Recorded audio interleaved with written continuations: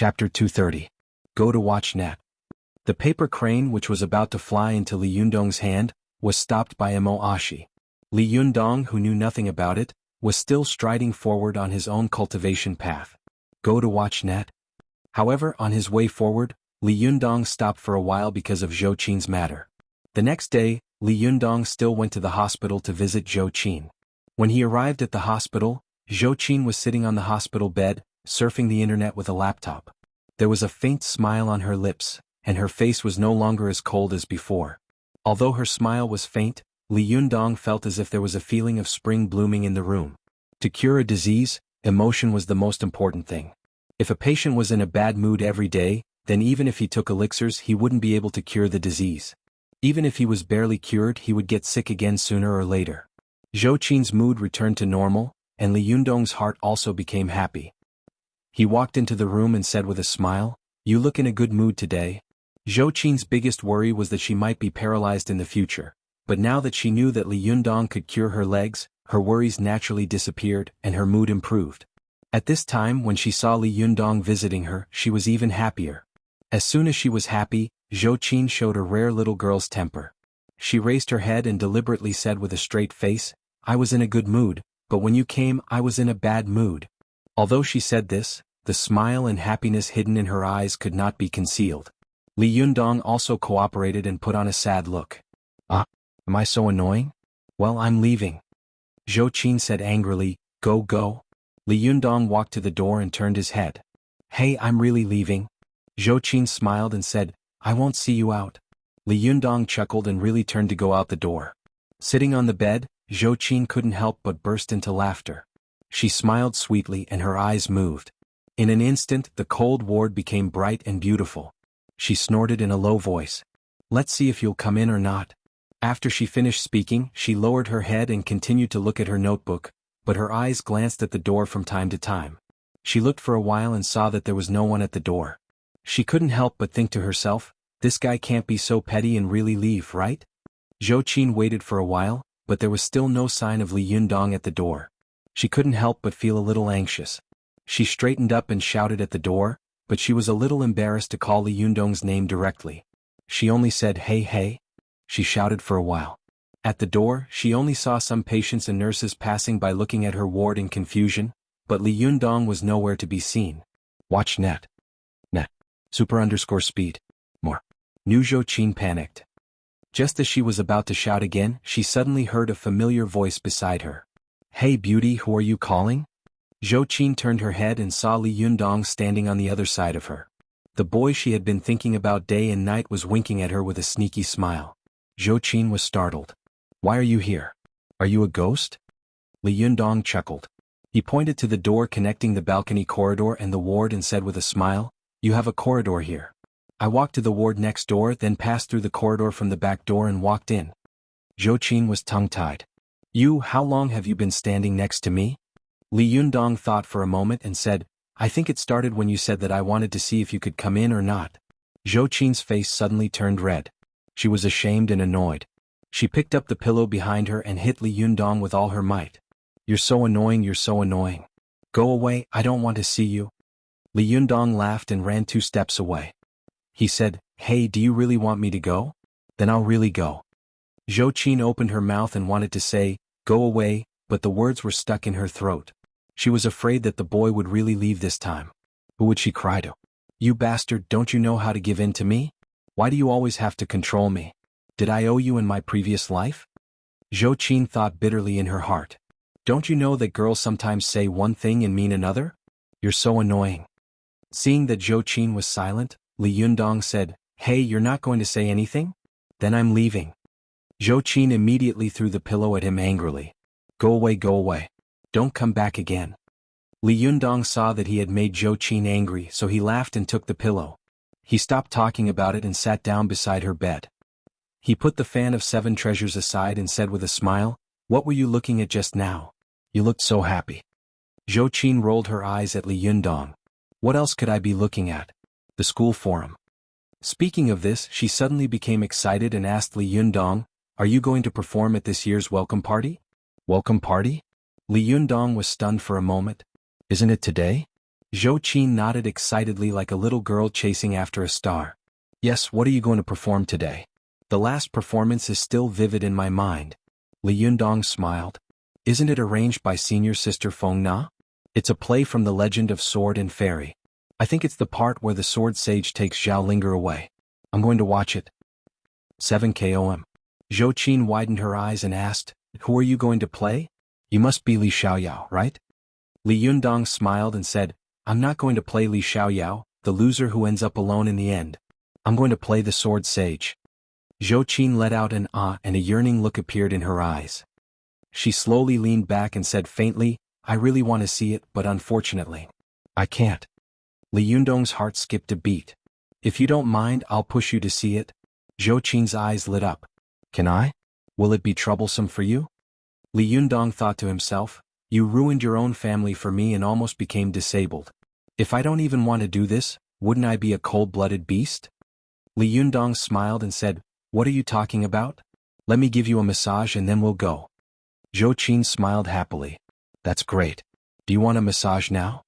Li Yundong nodded, picked her up and put her in the wheelchair. Then he pushed her out and massaged her as he had done yesterday. However, this time he chatted with Zhou Qin as he ran his qi. By the way, why are you the only one in this ward? Zhou Qin closed her eyes and said, I booked all the other beds. I don't like to live with other patients. Li Yundong knew that Zhou Qin loved silence and was even more afraid of being harassed, so he didn't think too much about it. He asked curiously, Then why don't you stay in the VIP room? Zhou Qin snorted coldly. Isn't it because of the bureaucrats in the health system? When they saw that my father had lost power, they all came to trample on him and me. They said that the VIP rooms were all full. Nonsense.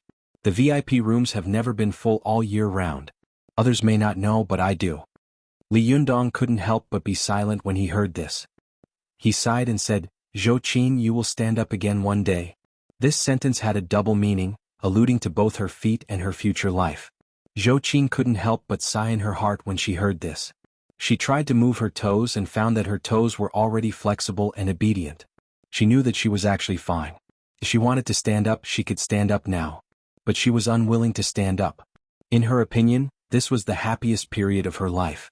She would rather sit in a wheelchair like this for the rest of her life, as long as Li Yundong was willing to come to see her every day, talk to her and make her laugh. Li Yundong didn't know what Zhou Qin was thinking. After he finished running his qi, he felt that the blood clots and tumors in Zhou Qin's body had almost dissipated. He asked, How do you feel now? Can you feel your feet? Zhou Qin turned her face away, not daring to look into Li Yundong's eyes. She shook her head and said, No, I don't feel anything. Li Yundong was a little disappointed and surprised. He thought to himself, how could there be no effect? This is impossible. After a while he smiled and said, Forget it. Let's go to school first. You haven't been back for a long time. Your classmates miss you very much. Zhou Qin smiled and said, Miss me? That's not possible. It's possible that they miss you because you haven't been there for a few days. I've seen posts on the forum asking why you haven't been to school these days. Li Yundong smiled. He pushed Zhou Qin and said hello to Zhou Keqiang, who happened to run into him in the corridor. Then he also said goodbye to the nurse in charge and pushed Zhou Qin out of the hospital building. After leaving the building, Li Yundong stopped a car and put Zhou Qin in the back seat. Then he put the collapsible car in the trunk of the car and the two of them went to school.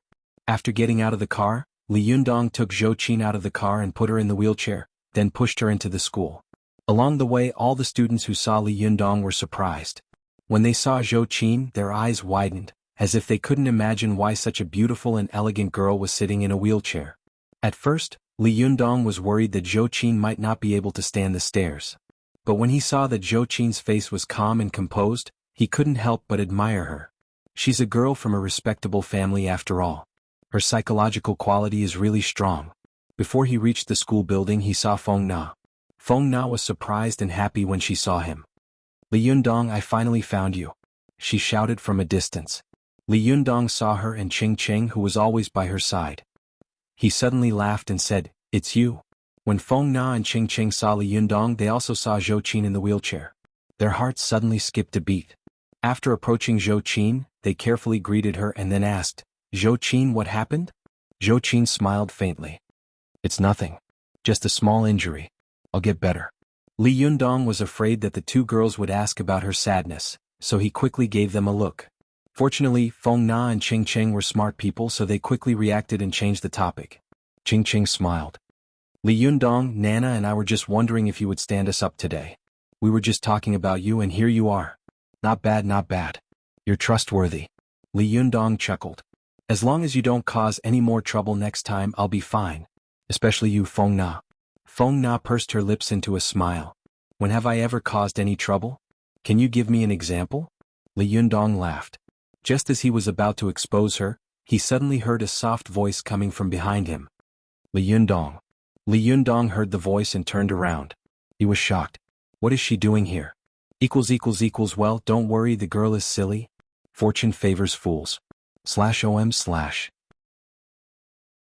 Chapter 231. Go to Watch Network.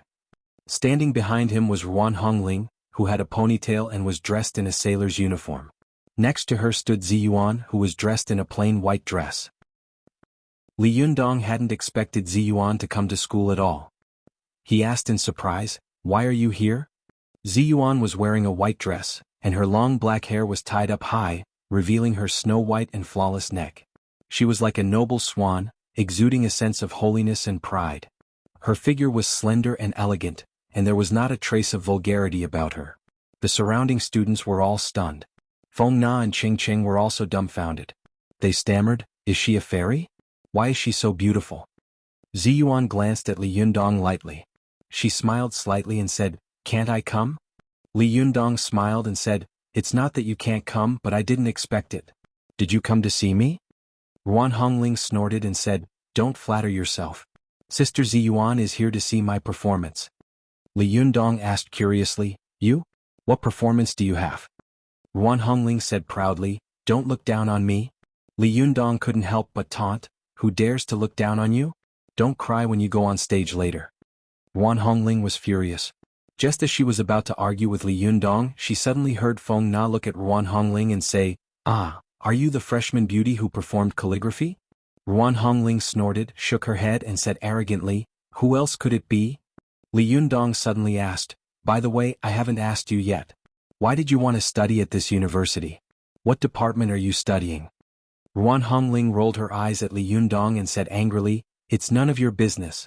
Do I have to tell you that I'm studying history?" Li Yundong laughed and said, "Do you want to be an archaeologist? History department? The boys in the history department are in trouble." Ruan Hongling said angrily, "What do you mean by that?"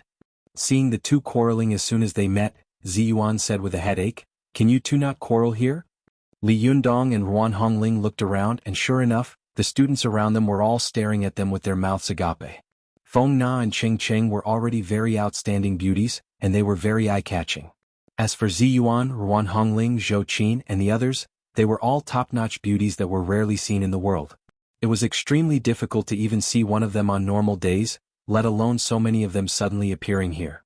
Some of the freshmen looked at them with their mouths agape and tongue-tied. They couldn't help but say, "Are there so many beauties in this school? So my decision to apply to this third-rate university was actually so wise?" The senior student next to him could not help but snort disdainfully and said, "Cut the crap. You can only watch from afar and not play with her. Do you dare to go over and strike up a conversation?" The freshmen immediately laughed sheepishly. Their eyes were filled with jealousy and envy as they looked at Li Yundong, who was the center of attention. Watch Net. 7K, O-Feng Na was a tactful person. She smiled and said, "Let's not stand here. Let's go to the backstage of the auditorium. There are no classes today and all the actors are there. It should be more lively now." Then she said to Li Yundong, "By the way, since you're here, you can rehearse at the last minute. You haven't read the script yet."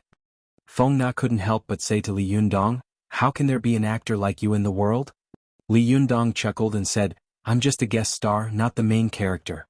Then he walked over to Zhou Qin and whispered, "Are you going to watch from the backstage or from the audience?"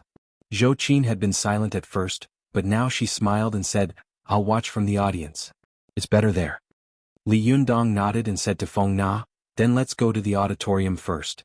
It'll be good to grab a few better seats." As he spoke, the group of people ran to the school's auditorium under everyone's gaze. When they arrived at the backstage of the auditorium, they heard a commotion.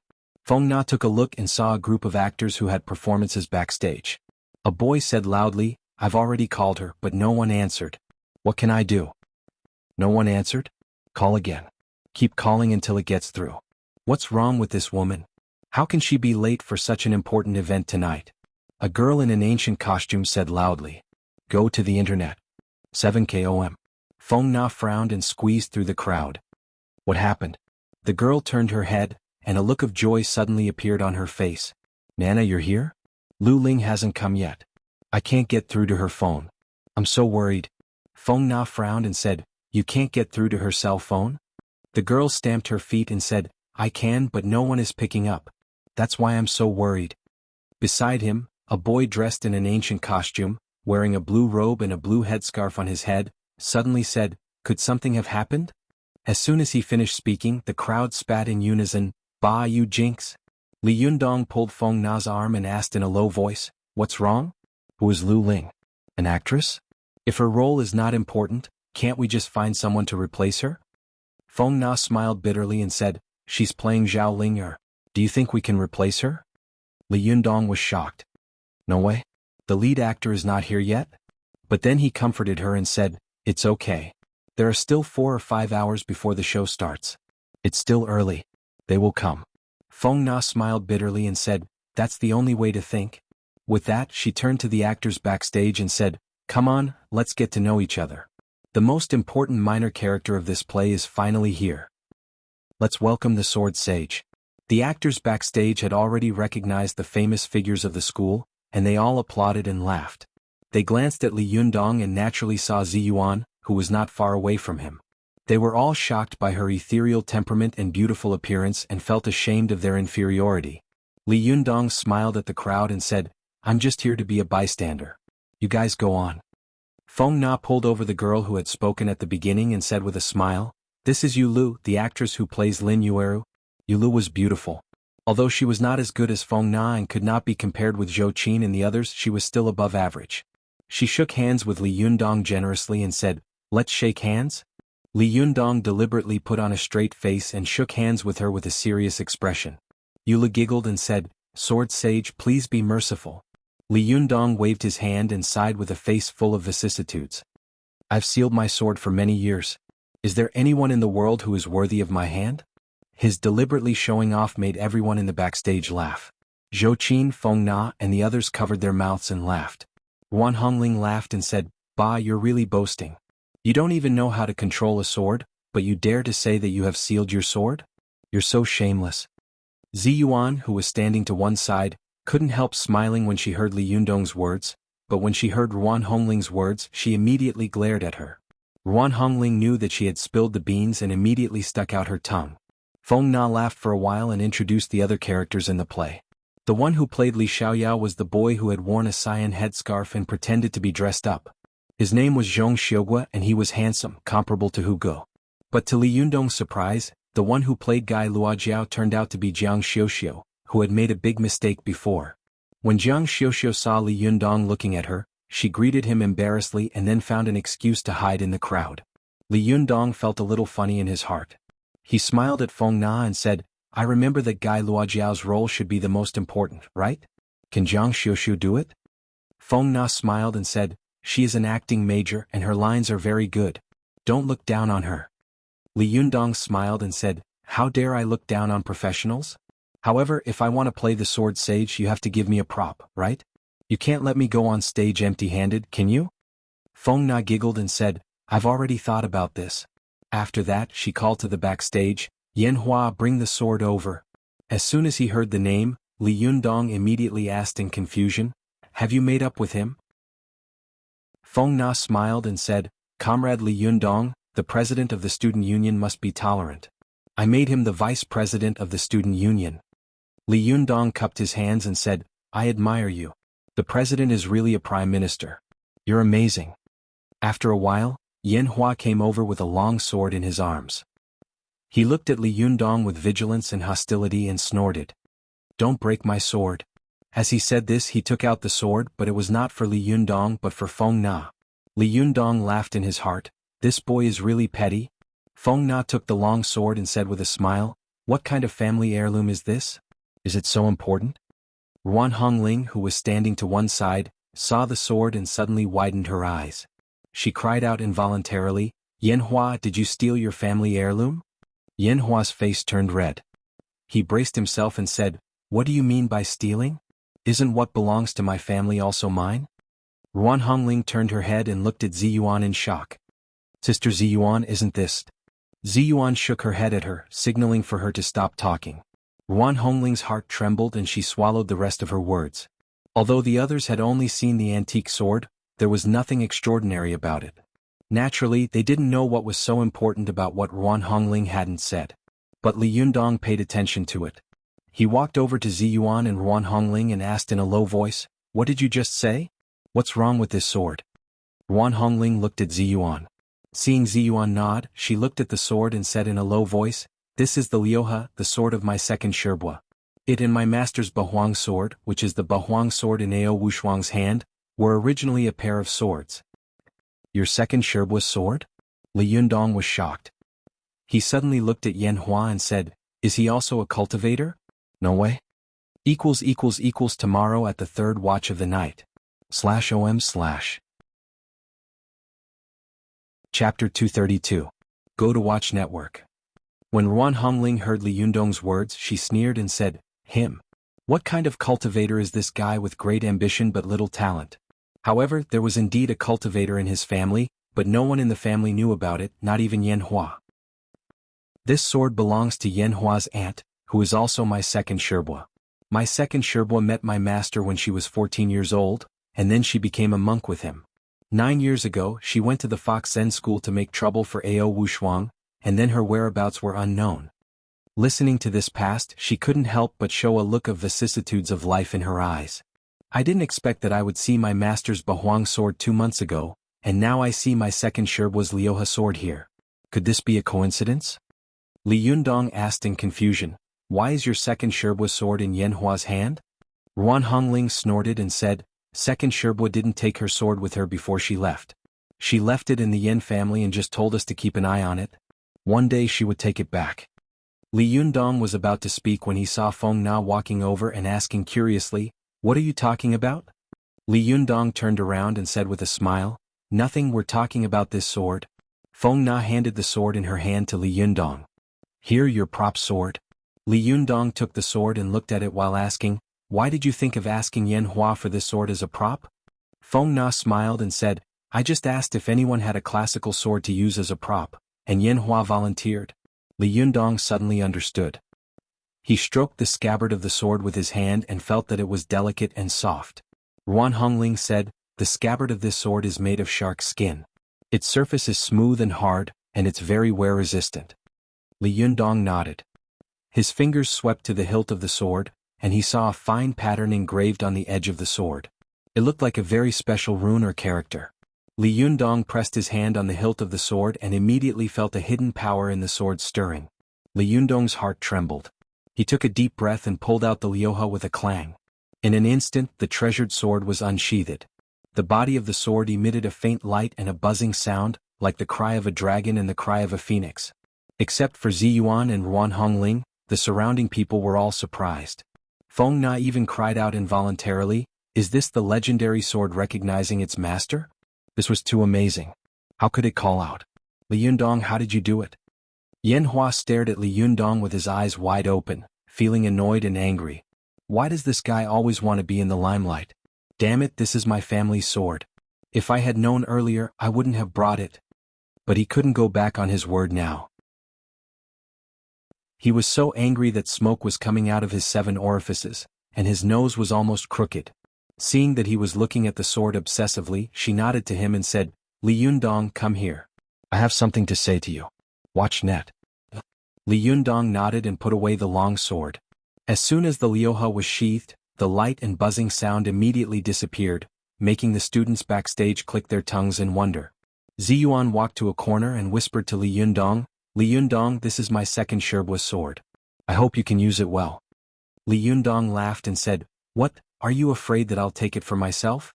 Don't worry, I have the fan of 7 treasures. I won't swallow your second Sherbua sword. Besides, isn't it Yanhua's? Ziyuan shook her head and said, No, Since this sword has fallen into your hands, it must have been arranged by fate. Li Yundong couldn't help laughing when he heard this. Just as he was about to speak, he suddenly thought of something. No wonder Ruan Hongling and Yan Hua have such a good relationship. It turns out that they can be said to be friends. The two of them came to this school together, and in the end this sword fell into my hands because of chance. Although I only borrowed it temporarily, it can't be said to be predestined. As Li Yundong thought about it, he suddenly felt as if there was really an invisible hand in this world pulling the invisible thread between people. He couldn't help but be a little dazed. After a while he came to his senses and looked a little solemn. I see. I will keep it for your second sherbua. Ziyuan opened her mouth and was about to speak when they suddenly heard a noise coming from backstage. The two of them turned their heads and saw a girl stumbling into the backstage. Some people cheered. Okay, she's finally here. Feng Na also went up to greet her. She saw that the girl's hair was disheveled, her steps were weak, and her body was full of a strong smell of cigarettes and alcohol. She immediately covered her nose and frowned. Lu Ling, what have you been doing? Lu Ling, who was playing Zhao Linger, raised her head, giggled and said with a big tongue, I'm sorry. I played too much, he. Seeing Lu Ling's appearance, Feng Na frowned more and more. What's wrong with you? Did you know that there's a performance today? Lu Ling frowned and said unhappily, what's wrong? Don't we still have 4 hours? Feng Na had just become the president of the student union, and it was the first time she had organized such an important program since she was elected. Now she had encountered such a thing.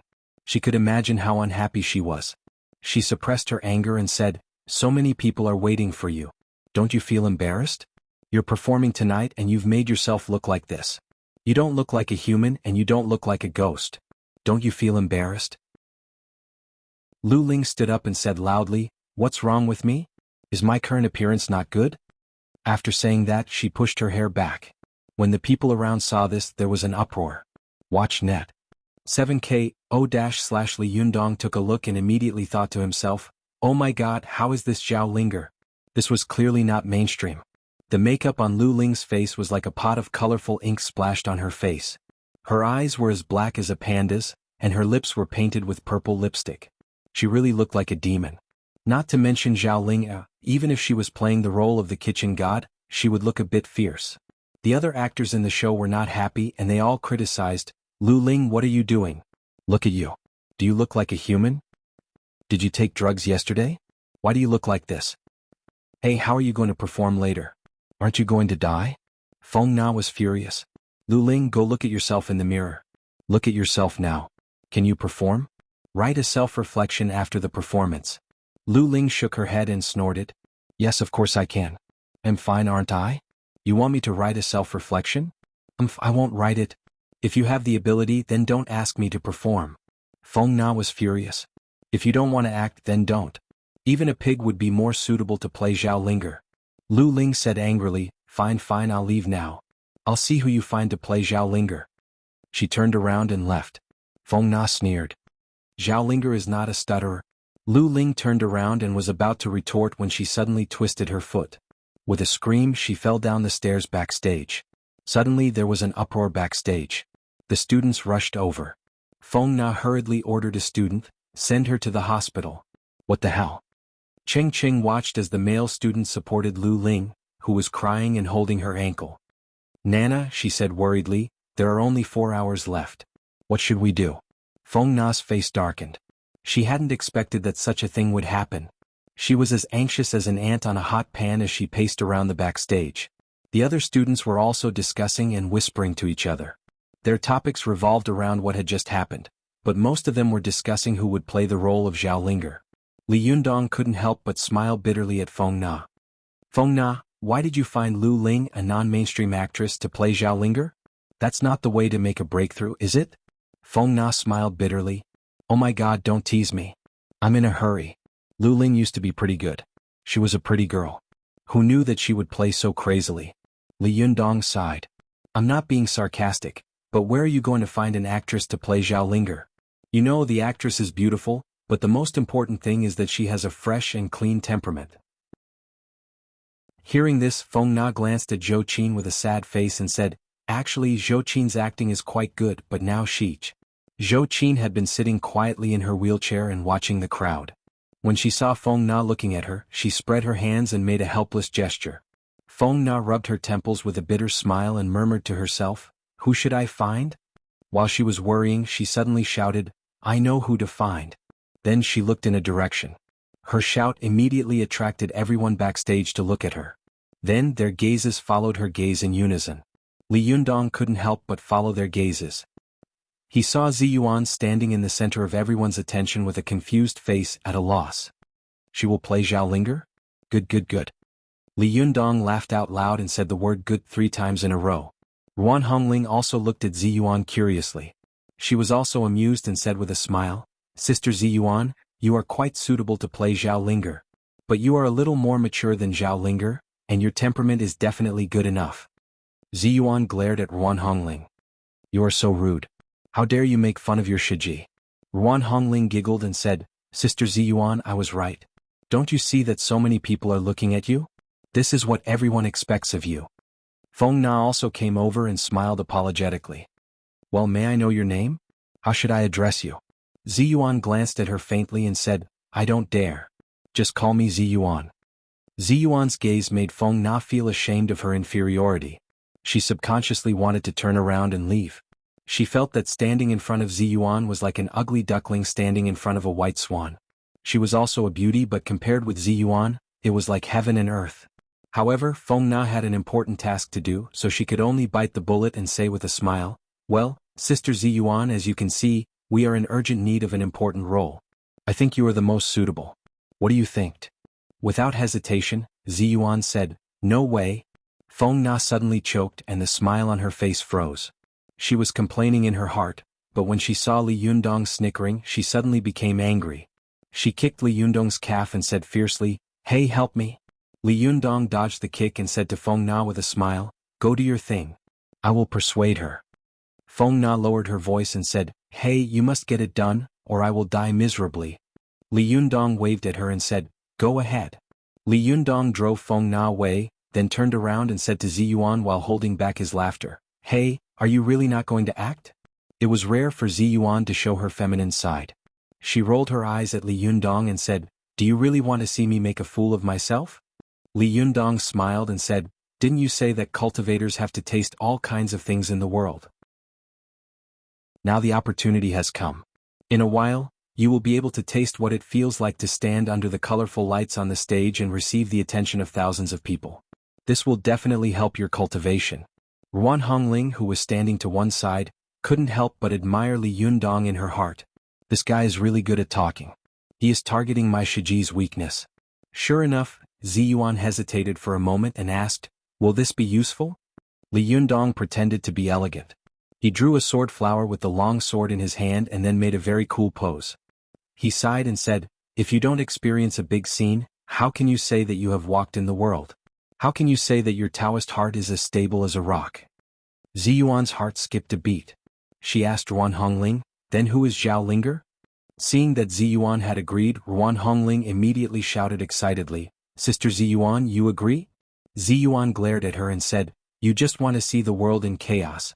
Ruan Hongling giggled and explained Zhao Linger and the legend of the sword and fairy to her Shiji, who had been cultivating all year round. Ziyuan thought for a moment and sighed. "Since I'm here, I'll take it easy. Well, I'll act. What do you need me to do?" Hearing this, Ruan Hongling was so excited that she jumped 3 feet high. "Great, there's a good show to watch." Ziyuan looked at her with a mixture of anger and amusement, then asked Li Yundong, "By the way, what are you going to play?"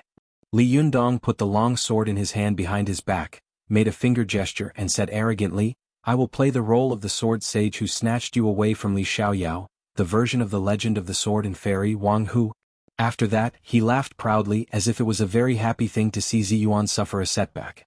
Let's go out to eat and release the first chapter in advance. /om/ Chapter 233. Go to watch net. When Feng Na saw that Ziyuan had agreed to play Zhao Linger, she was overjoyed. She laughed proudly and said, "With this fairy sister joining us, our show will be shocking." Li Yundong laughed and scolded, "Is this a beauty pageant?" Feng Na made a face at him and said, "You don't understand. It's an eye-catching economy now." Then she said to the crowd in a low voice, "This fairy sister will play Zhao Linger. Do you have any objections? Everyone laughed and said loudly, no. But one of the boys shouted, I have an objection. Everyone looked at him in unison and saw that it was Zhong Xiugua who was playing Li Xiaoyao. He said with a depressed expression, I feel a lot of pressure to be paired with such a beautiful woman. The surrounding students immediately jeered, if you can't do it, hurry up and come down. There are plenty of people who want to play. That's right, it's a blessing in disguise. Zhong Xiugua glanced at Ziyuan and felt that this girl had a noble aura that was simply unattainable. Not to mention standing in front of her and acting, even looking at her would make his heart beat wildly for a long time. He smiled bitterly and said, whoever wants to play can play it. When Feng Na saw that the male lead actually wanted to quit, she quickly coaxed him, don't. How difficult is it to get such a good opportunity? Zhong Xiugua, you are a film and television performance major. Did you go to class for nothing? How are you going to act in the future? Don't worry. When this beautiful woman changes into her costume, you'll feel like you're on the scene. Zhong Xiugua muttered a few words. No one knew what he had said, but at least he stopped talking about quitting. Feng Na spent a lot of time dealing with these people, but she was so tired that she was sweating profusely. Li Yundong took the paper she handed over and glanced at it for a while. He saw that there were very few lines on it. The main thing was to go out and put on a few poses. After that, he would snatch away the beautiful Zhao Linger and it would be a success. After taking a few glances and memorizing the lines, Li Yundong focused his attention on the Liuhe sword. He tried to transfer his Jinqi into the sword and immediately felt a strong force rebound. This force was soft and lingering, but there was a feeling of hidden needles in its softness. From time to time, it pricked Li Yundong's fingertips. There was hardness and softness and yang and yin. Obviously it was the Dharma power and Jinqi left by a master. Watch net. Super_speed. More. Li Yundong's heart skipped a beat, and he didn't dare to try again for a while. Otherwise, there would be a flying sword battle that was comparable to computer special effects. Time passed quickly and before they knew it, it was already night. More and more actors were gathering backstage in the auditorium. After Li Yundong and the others had a boxed lunch backstage, he saw that the auditorium was already full of people, so he pushed Zhou Qin off the stage and told Qing Qing to take care of her. Only then did he return backstage. When he returned to the backstage, he saw Feng Na waving at him. Hey, come over here. Get your makeup done. I've been looking for you. Li Yundong was stunned and pointed at himself. I need to put on makeup? Feng Na was familiar with him, so she didn't stand on ceremony. She walked behind him, pushed him to the dressing table and then pressed him to sit down. Nonsense, who doesn't need makeup on stage? If you don't put on makeup, you'll look like a zombie in the light. After Li Yundong sat down, he looked up and saw a very feminine man walking over with a makeup box in his hand. Before he got close, he could smell a strong smell of makeup. Li Yundong was shocked and thought to himself, this guy is not a makeup artist. This guy is not a makeup artist. The man walked up to him, stretched out his orchid-shaped fingers, and pinched a piece of powder in his hand. He said with a sweet smile, oh, it's my honor to be able to put on makeup for the sword sage. Li Yundong's hair stood on end, and he thought to himself, damn, this guy is really a makeup artist. Feng Na burst into laughter. She patted Li Yundong on the shoulder and said, just enjoy it. Seeing that she was about to turn around and leave, Li Yundong didn't even have time to call out to her. He could only smile bitterly and say to the trap, Miss, please be merciful. The trap smiled sweetly and said, I wouldn't dare to be ruthless towards Sir Sword Sage. Otherwise, if Sir Sword Sage were to stab me with his sword, I wouldn't be able to bear it. If this was really said by a beautiful woman, then it could also be regarded as sexual harassment, and Li Yundong could reluctantly accept it. But if it was said by a man, then Li Yundong felt cold all over. He smiled dryly and didn't dare to speak again.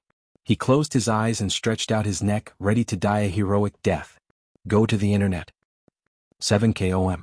On one side, some girls who had already put on makeup surrounded Li Yundong and watched him put on makeup.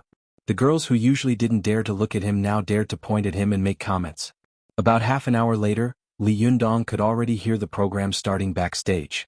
Next to him, the trap said, well, let's watch. Only then did Li Yundong dare to open his eyes. When he opened his eyes, he saw a white-haired man with an old face in the mirror in front of him. His cheeks were thin to begin with. At this time, after putting on makeup, the hair on both sides fell down again, making his temperament even more like an unsheathed sharp sword, extremely cold and outstanding.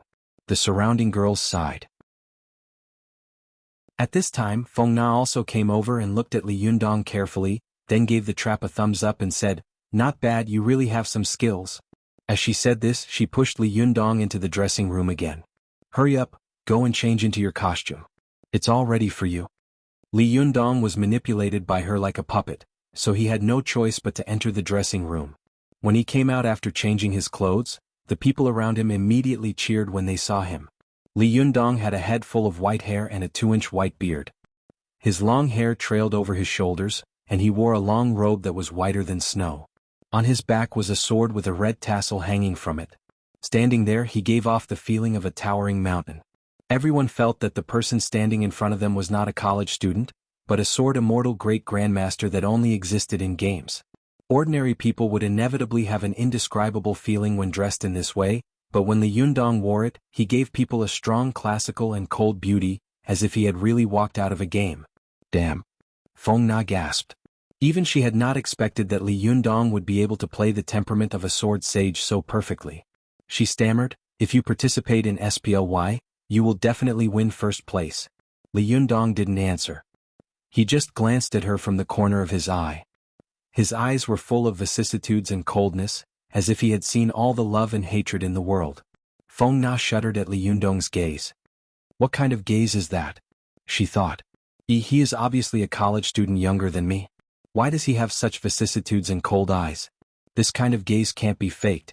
What on earth has he experienced? Li Yundong glanced at Feng Na and snorted. He lifted his robe and sat down on a stool, thinking to himself, "This B*Tsich is really good at manipulating this old man. If I don't teach you a lesson, you won't know what a sword sage is."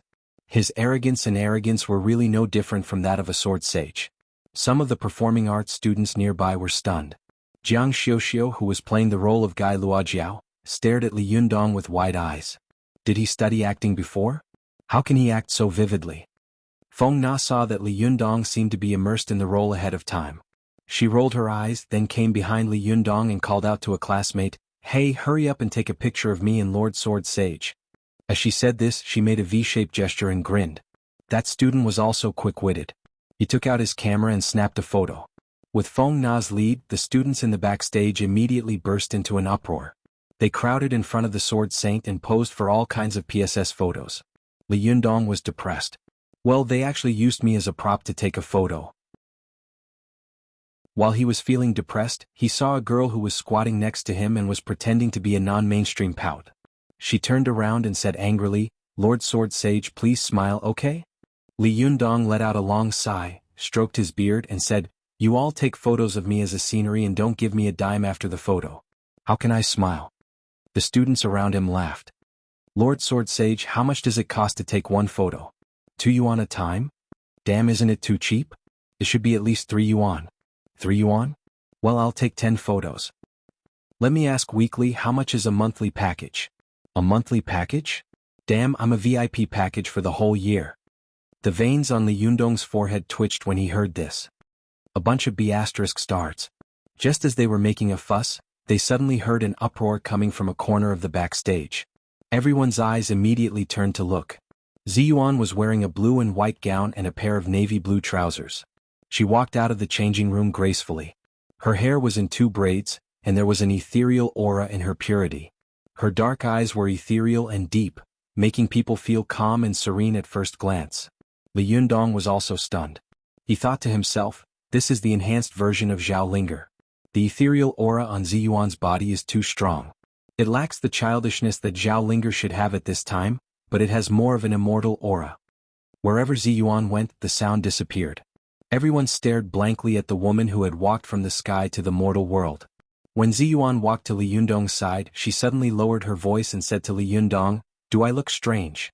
Why are they all staring at me?" Li Yundong almost laughed out loud. "It's not strange. It's very good. They're all looking at you because you are so beautiful." Ziyuan's cheeks turned slightly red. She was about to speak again, but she saw the people next to her pointing at her and Li Yundong. They whispered to each other, "Hey, do you find that when these 2 people stand together, their temperament is very compatible? Well, indeed they are both immortal figures. When they stand together, they are really blessed by immortals. Ordinary people like us can't compare. I envy them so much." But their ages don't match, do they? Idiot, we're talking about temperament. Besides, isn't it very popular for old couples to have young wives now? When Ziyuan heard this, her Taoist heart was slightly disturbed for a moment, and her face became more and more flushed. At first, Zhong Xiugua, who was playing Li Xiaoyao, felt very ashamed when he saw Ziyuan, but when he heard this he thought to himself, no matter what, she is now my Linger. Li Yundong was also very embarrassed when he heard this. He coughed dryly and was about to change the topic when he suddenly saw Ruan Hongling rush into the backstage from the stage. She said to Ziyuan with a smile on her face, "Sister Ziyuan, I finished my performance. It's your turn to go on stage." As she spoke, she rolled her eyes and whispered to Li Yundong, "Hey, I'll take care of your fan of 7 treasures for you. Don't hold my sister Ziyuan back when you go on stage later." Li Yundong laughed and said in a low voice, "I'm afraid that she will hold me back." Ruan Hongling rolled her eyes at him and didn't say anything else. Feng Na was shocked. "It's our turn to go on stage?" She stood up, glanced at the program list and slapped her thigh. D***, it's a mess. Comrades, it's time to go on stage. Get ready. The students backstage who were going on stage in a while answered loudly. They tidied up their clothes one after another. Taking advantage of the lights being turned off on the stage, the actors who had scenes to play at the beginning filed in. Not long after, the heavy curtain slowly opened, and the dazzling light shone on the stage. The most anticipated drama of Tiannan University had begun. /om/ Chapter 234. Go to watch net. The sword sage, played by Li Yundong, appeared at the end of the play. Before he appeared, he had been standing behind the curtain and watching the play on the stage. Go to watch net. 7ko, Hong, OMIT had to be said that Feng Na had chosen the play very well. After her modification, this play reflected the tension of a literary play and the fiery and wonderful action play. Moreover, she was temporarily the president of the Taekwondo club, so it was very convenient and easy for her to transfer a few experts from the club to act as extras and action guides. This play was about Li Xiaoyao and Lin Yueru following Zhao Linger's footsteps all the way. They happened to meet Gai Luojiao and Elder Shi, who had taken Zhao Linger away. The two sides fought fiercely and Elder Shi was outnumbered. In the end he blew himself up and died with everyone. At this time the sword sage happened to pass by and saw Zhao Linger. Seeing that she was a demon soul and a human body, and seeing the corpses all over the ground, he thought that she had killed them, so he took her away in anger. In order to make this play more tense, Feng Na modified the part where Li Xiaoyao and Lin Yueru were knocked out by Gai Luojiao. In the end it was changed to Li Xiaoyao did not faint, and the sword sage forcibly took Zhao Linger away. Li Xiaoyao fought with the sword sage head-on and was defeated without any suspense. In the end he looked at Zhao Linger across the air and shed tears on the stage. Thinking of this play, Li Yundong felt strange in his heart. He thought to himself, why does this play seem so much like Ao Wushuang taking my girl away? It's not so appropriate, is it? Is Feng Na doing this on purpose or is it just a coincidence? While he was muttering in his heart, he saw that the fight between Gai Luojiao and Elder Shi had already begun on the stage. This fight was also designed in accordance with the rules. When had the students under the stage seen such a play with swords and swords? All of them cheered and cheered to their heart's content. In the end, Elder Shi was outnumbered. After saying a few words, all the lights on the stage suddenly lit up, so that everyone couldn't help but cover their eyes. Suddenly all the lights went out and the stage was dark. At this time, Li Yundong knew that Elder Shi had perished together with everyone. It was time for him to appear. The news that the legend of the sword and fairy was going to be performed at the freshman welcoming party had spread throughout the school a few days ago. Many people were focused on how Li Yundong would play the role of the sword saint, but they were more interested in how the fight would be handled, especially when Elder Shi self-destructed. Everyone wanted to know how to perform on stage. Many people even debated about it on the school forum, but most of them didn't come to a conclusion.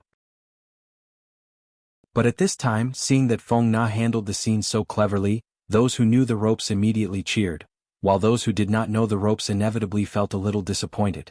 One by one they craned their necks to look at the dark stage, eagerly waiting for the sword saint to appear. Watch net. 7kom. Sure enough, before long, a beam of light suddenly fell from above and shone on Li Yundong's body. As soon as Li Yundong appeared, his strong aura and temperament, which was extremely close to the sword saint's, immediately attracted the students under the stage to shout excitedly. Even Li Yundong himself hadn't expected that as soon as he appeared on the stage, there would be a tsunami of applause, cheers, shouts, and all kinds of things. It was like a noisy torrent rushing to the stage, so much so that he couldn't even hear his own lines. For a moment, the actors on the stage and Feng Na and the others backstage all felt their hearts skip a beat. They thought to themselves, what should we do? This is going to be an awkward silence. Fortunately, Li Yundong had an idea. He backhandedly took out the sword on his back and then pulled out half of it with a clang. In an instant the sword was out of the box. Li Yundong used his qi, and suddenly the Liuha let out a sword cry like a dragon's roar, which resounded through the auditorium. Although everyone's voices were loud, they couldn't cover this sound. Everyone was surprised and couldn't help but stop. They all stared at the stage with wide eyes. The auditorium suddenly fell silent. The students under the stage thought that this had been deliberately arranged and that the sound had been recorded and played through the loudspeaker, but the actors on the stage and the backstage staff knew that this was all caused by Li Yundong. After Li Yundong showed his skills and stunned the students under the stage, he glanced around and said coldly and majestically to Zhao Linger, "Did you kill all these people?" Ziyuan was naturally intelligent. She was also very into the role and denied it in panic. She shook her head and stepped back. Her appearance made the boys below the stage feel pity for her. They wished they could step forward and stand up for her. Li Yundong snorted coldly. "There are corpses all over the ground and you are the only one around. If it wasn't you, then who killed them? You devil, how dare you deny it?" As he said this, Li Yundong was about to step forward according to the script. At this time, Li Xiaoyao rushed out to protect Zhao Linger and shouted, "She didn't kill them. I can testify." Li Yundong snorted coldly, flicked his sleeves and shook Li Xiaoyao off. "Ignorant boy, get out of my way." As he said this, he reached out to grab Zhao Linger.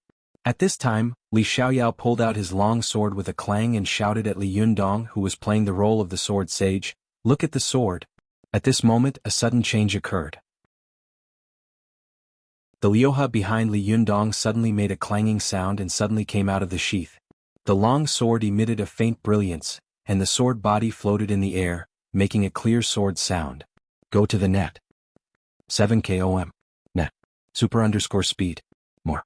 No. The magical item was psychic, and it also had similar feelings as human beings.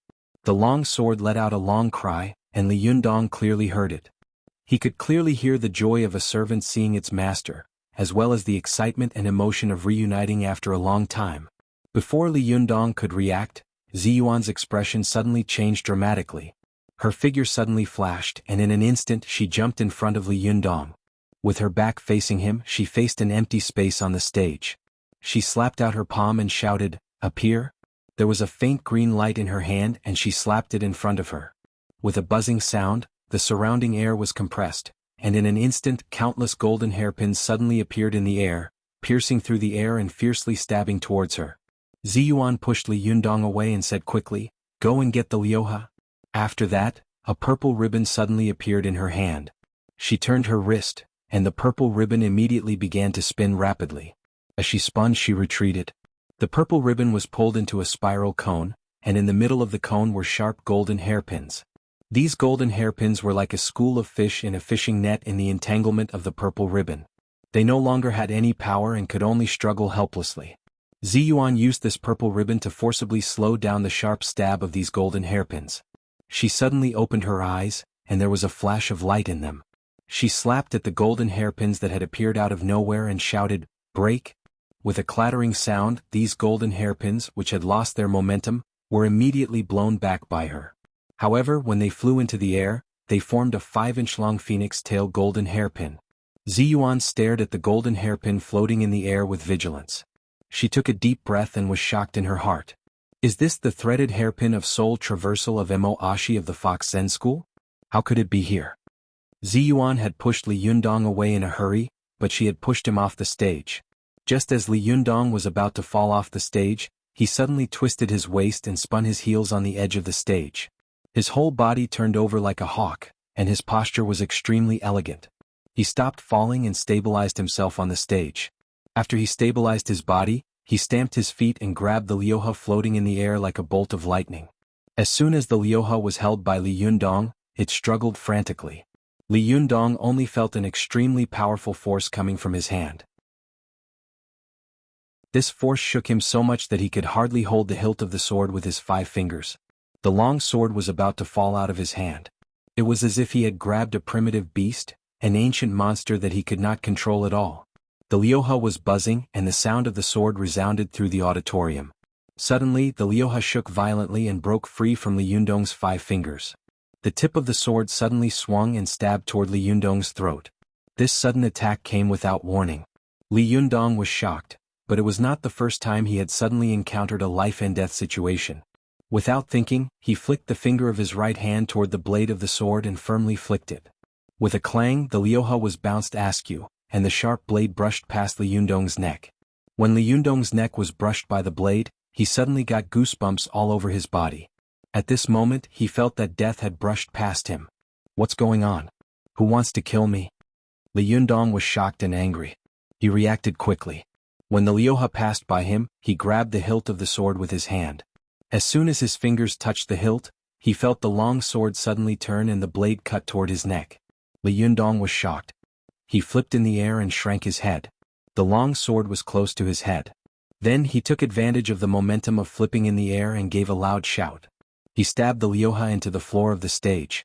With a thud, the Lioha was stabbed into the floor like a sword in the stone. Only half of the sword was exposed. It was buzzing and trembling as if it was trying to struggle out of the ground. Li Yundong had the experience of taming magic weapons, so he immediately poured the huge jinchi in his body into the Lioha. As he poured it in, the Lioha suddenly struggled more and more. The faint light on the sword turned into an obvious white light, and the floor of the stage was buzzing and trembling. The huge Yuanyang jinchi in Li Yundong's body fought fiercely with the Lioha's own magic power and jinchi. This jinchi was a combination of yin and yang, and it was extremely powerful. Li Yundong could resist the yang qi in it, but he couldn't stand the cold yin qi that was like gossamer and pricked him from time to time. While the two forces were in a stalemate, a drop of blood suddenly dripped from Li Yundong's neck where the blade had brushed past. The drop of blood fell on the hilt of the sword. Suddenly, Li Yundong heard a shrill sword cry from the Lioha, and the resistance inside the sword instantly weakened a little. Li Yundong's heart skipped a beat. He suddenly remembered what Su Chan had said to him after he had broken Ruan Hongling's magic weapon with his bare hands. The blood of a virgin's Yuanyang is the most yang in the world, and it specializes in breaking all the yin qi in the world. Li Yundong immediately took a deep breath, loosened one hand and wiped the wound on his neck with his finger. Then he wiped the blade of the Lioha with his bloody finger from top to bottom. Suddenly the Lioha let out a tragic cry, and the sword trembled violently. Then Li Yundong felt that the soft and tenacious resistance inside had suddenly disappeared, and his Yuanyang power had broken into the blade of the Lioha like a hot knife through butter. In the blink of an eye, the jinchi of the original owner of the sword had been completely broken by Li Yundong. The Lioha in Li Yundong's hand suddenly quieted down, as gentle and docile as a virgin. With a thought, he pulled out the long sword with a swish. With a clang, the blood on the Lioha quickly merged into it, leaving a looming character on the sword, and then disappeared in a flash. After being subdued by Li Yundong, the Lioha let out a clear and loud sword cry again. The sword suddenly emitted a dazzling light, and the sword chi soared into the sky. It was so amazing that it shocked people's hearts. From the sudden attack of the threaded hairpin of soul traversal and the Lioha to Ziyuan dispersing the attack of the threaded hairpin of soul traversal, and then Li Yundong subdued the Lioha, all of this happened in the blink of an eye. Li Yundong and Ziyuan moved as fast as lightning. The actors on the stage were stunned, and the students below the stage were in an uproar. All the audience stood up in an uproar. They shouted in shock, F***CK, isn't this too exaggerated? What kind of stunt is this? There are always some children who ask me at night, Tang Tang, why did you only update once today? Why didn't you update today? Tang Tang replied speechlessly, Boss, I update at least 2 times a day. This is unchangeable. From time to time I will update 3 times. I know that some children like to save the table of contents of books and then read the updated chapters there. I do the same. But sometimes the display of the chapter table of contents is delayed, sometimes delayed by a few hours. I can't help it. I suggest that you spend some effort to register and then click on the collection button. In the future you can see the latest updates on your bookshelf every day. My update time is around 14 o'clock at noon and 21 o'clock at night. If the 3 chapters are around 14 o'clock, 18 o'clock and 21 o'clock respectively. Please everyone, you can see the updates as soon as possible. You can also register an account and throw flowers to Tang Tang. When the time comes, maybe Tang Tang will release 1 or 2 more chapters. Why not? /om/.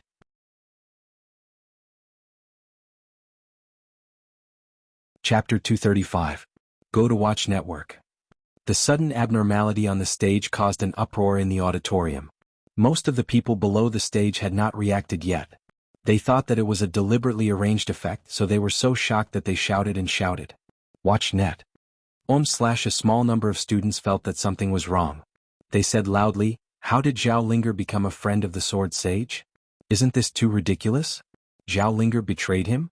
Damn, who wrote this script? So non-mainstream? Isn't this too postmodernist? How did the Sword Sage get together with Zhao Linger? Damn, isn't this Li Xiaoyao too tragic? This Sword Sage is too handsome. If I were Zhao Linger, I would also betray him. Damn, you fickle man. So you're a Chrysanthemum fan?" Some of the students below the stage made a ruckus, and the actors on the stage were all dumbfounded. They looked at each other, dumbfounded, especially the actors who were pretending to be dead on the ground. They couldn't help but want to get up and see what was going on. Those who had their heads facing away from the stage were fine.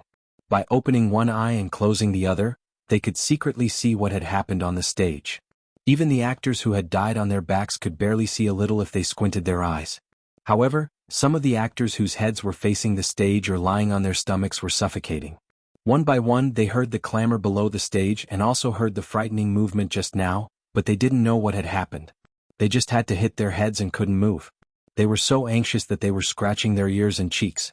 It was as if there were 25 little mice scratching their hearts. On the stage, a corpse near Li Xiaoyao couldn't help but pull Li Xiaoyao's trousers and whisper, "Hey, what's going on?" Zhong Xiugua, who was playing Li Xiaoyao, was already dumbfounded. His eyes almost fell out of their sockets. He stammered, I, how would I know?" A few of the corpses who were closer to Li Xiaoyao also pretended to be dead on the stage and whispered to each other, "Could this be a last-minute addition? I don't think so. Then what's going on? How would I know? What should we do? How are we going to continue acting?" "You're asking me? Who am I supposed to ask? We're all dead now, big sister.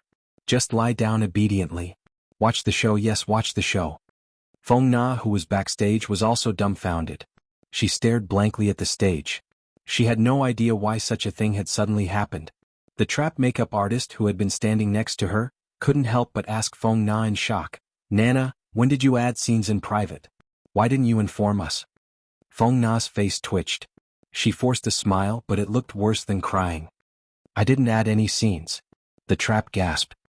He looked at the stage in disbelief and asked, "What happened just now?"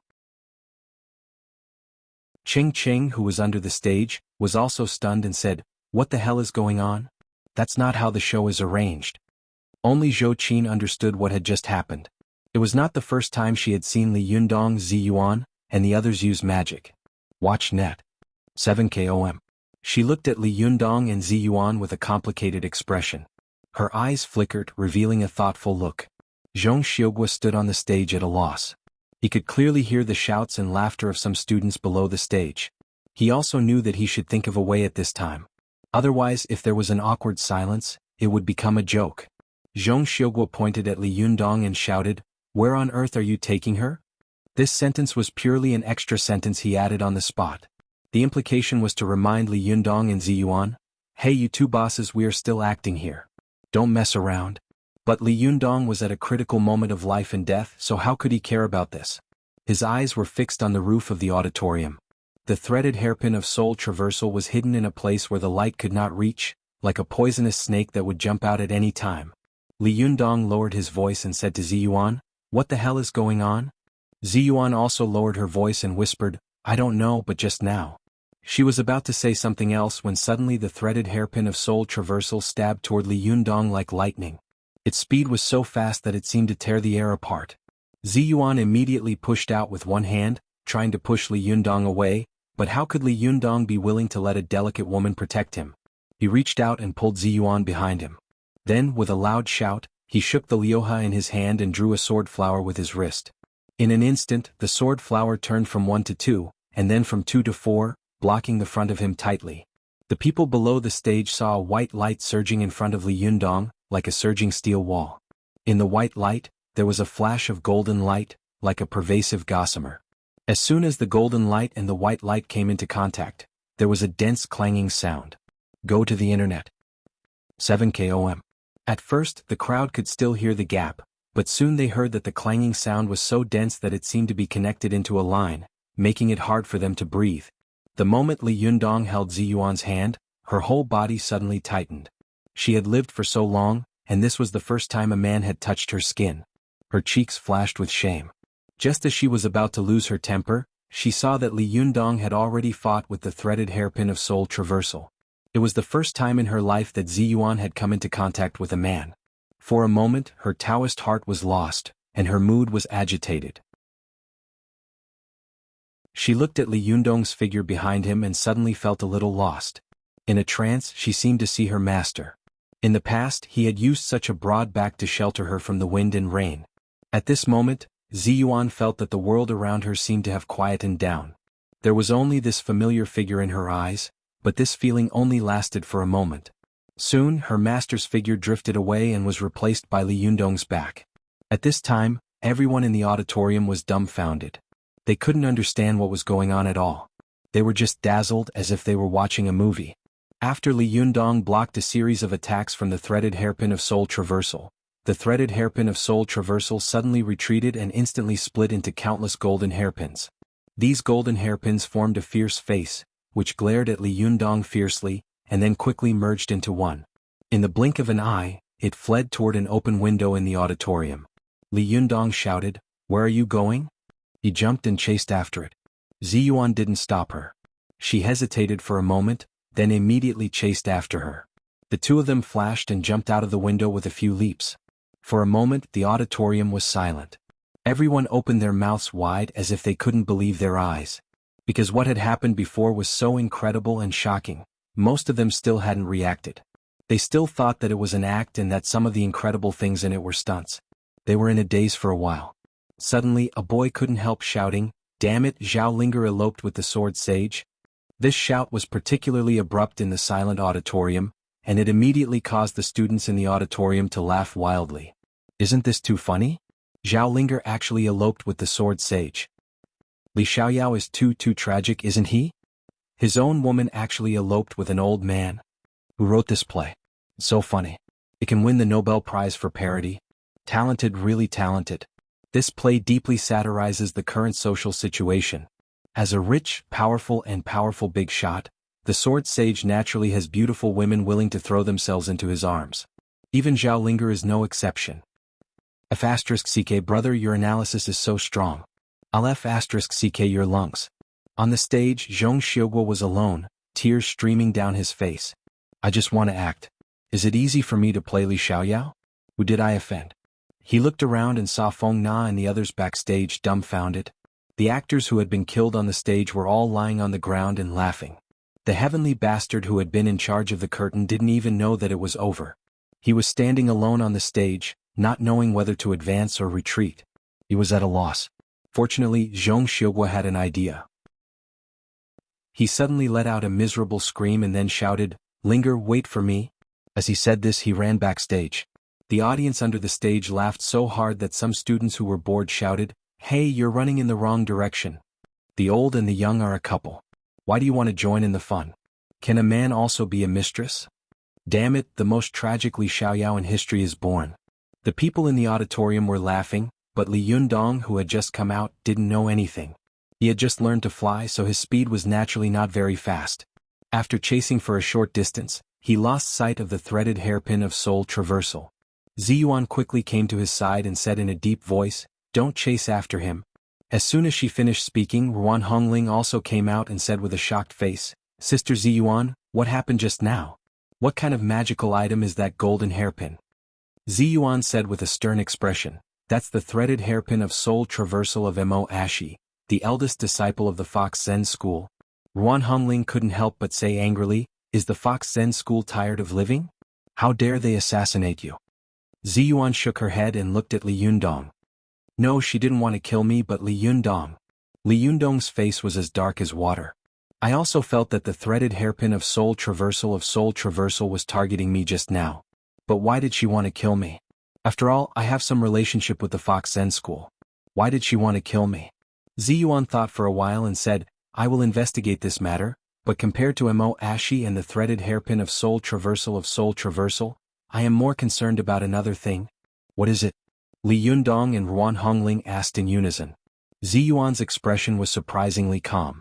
She said, why did the Liuha suddenly recognize its master when the threaded hairpin of soul traversal appeared? Li Yundong suddenly remembered that he had seen the Liuha jump out of its scabbard by itself and make a sword sound. He was shocked and said, you mean your second Shirbua was nearby at that time? Ruan Hongling was also shocked. Second Shirbua? She's here? /om/. Chapter 236. Go to watch net. Hearing Ziyuan's words, Li Yundong picked up the Liuha in his hand and glanced at it. He saw that the long sword was emitting a faint white light in the night. The body of the sword was clean and bright, giving off a sense of coldness. He couldn't bear to put it down. Go to watch net? Li Yundong pondered for a while and said, until now, I still don't know what your second Shirbua's name is. Ziyuan said, my second Shirbua's surname is Yen Fong, and her Taoist name is Jinren Jiexia. This Liuha used to be her personal sword. Just now, the Liuha recognized its master, most likely because it sensed the aura of my second Shirbua, Yen Fong. Ruan Hongling couldn't help but say anxiously, since second Shirbua is nearby, why is she avoiding us? Doesn't she know that our Lingong sect is being severely suppressed now? If she had come back we wouldn't be like this now. Ziyuan glanced at her faintly and said, Hongling, it's better to rely on yourself than on others. It's the same even if it's second Shirbua. As she said this, she looked at the Liuha in Li Yunyang's hand with a complicated look in her eyes and sighed slightly. When I first saw this Liuha fall into your hands by accident, I felt that it was a coincidence. Now the spiritual energy of the owner of this Liuha has been broken by you. What an anomaly. He put the Liuha back into its sheath with a clang and handed it over. I had no choice just now. This sword wanted to kill me. I had to subdue it, so I had no choice but to do so. Ziyuan didn't take it. She just shook her head and said, Buddhism talks about karma and opportunity, and so does our Taoism. If it's yours, even if I take it away now, it will still fall into your hands in the end. If it's not yours, even if you risk your life to snatch it, even if you pay with your life, it will never fall into your hands. Li Yundong thought of Wu Hao and LV Fengping and couldn't help but agree in his heart. However, he still handed the sword to Ruan Hongling and said with a smile, if this sword belonged to you, then I wouldn't be polite. But since it belongs to Yen Hua's family, if I take it like this, it will be embezzling other people's property. This is not good. Ruan Hongling, help me return it to Yen Hua. Ruan Hongling solemnly took the Liuha with both hands and asked in confusion, this Liuha is one of the most powerful magic weapons in our Jini school. Don't you want it? Li Yundong chuckled and said, since Ziyuan said that this sword is destined to be mine, even if I return it, it will return to my hands. Ziyuan smiled and said, now that such a magical item has no owner, as long as you inject your Jinqi into it, it will recognize you as its master. When the time comes you just need to shout. Li Yundong spread his hands and said, look, now that I've returned the sword, if the Liuha disappears, it won't be my problem anymore. Ruan Hongling couldn't help but laugh and scold, slippery fellow. Ziyuan also smiled and said, I didn't expect you to be so cunning. Li Yundong said with an aggrieved expression, no way. I was so generous to return the sword, but you still scolded me. Alright, give me the sword. I won't return it. As he spoke, he stretched out his hand toward Ruan Hongling. Ruan Hongling smiled and said, no way. I'm going to ask Yen Hua to lock this sword in the safe and make you cry to death if you can't get it. It was rare that Li Yundong didn't bicker with her. He just chuckled and didn't say anything else. He looked at Ziyuan and asked, just now this Liuha wanted to kill me.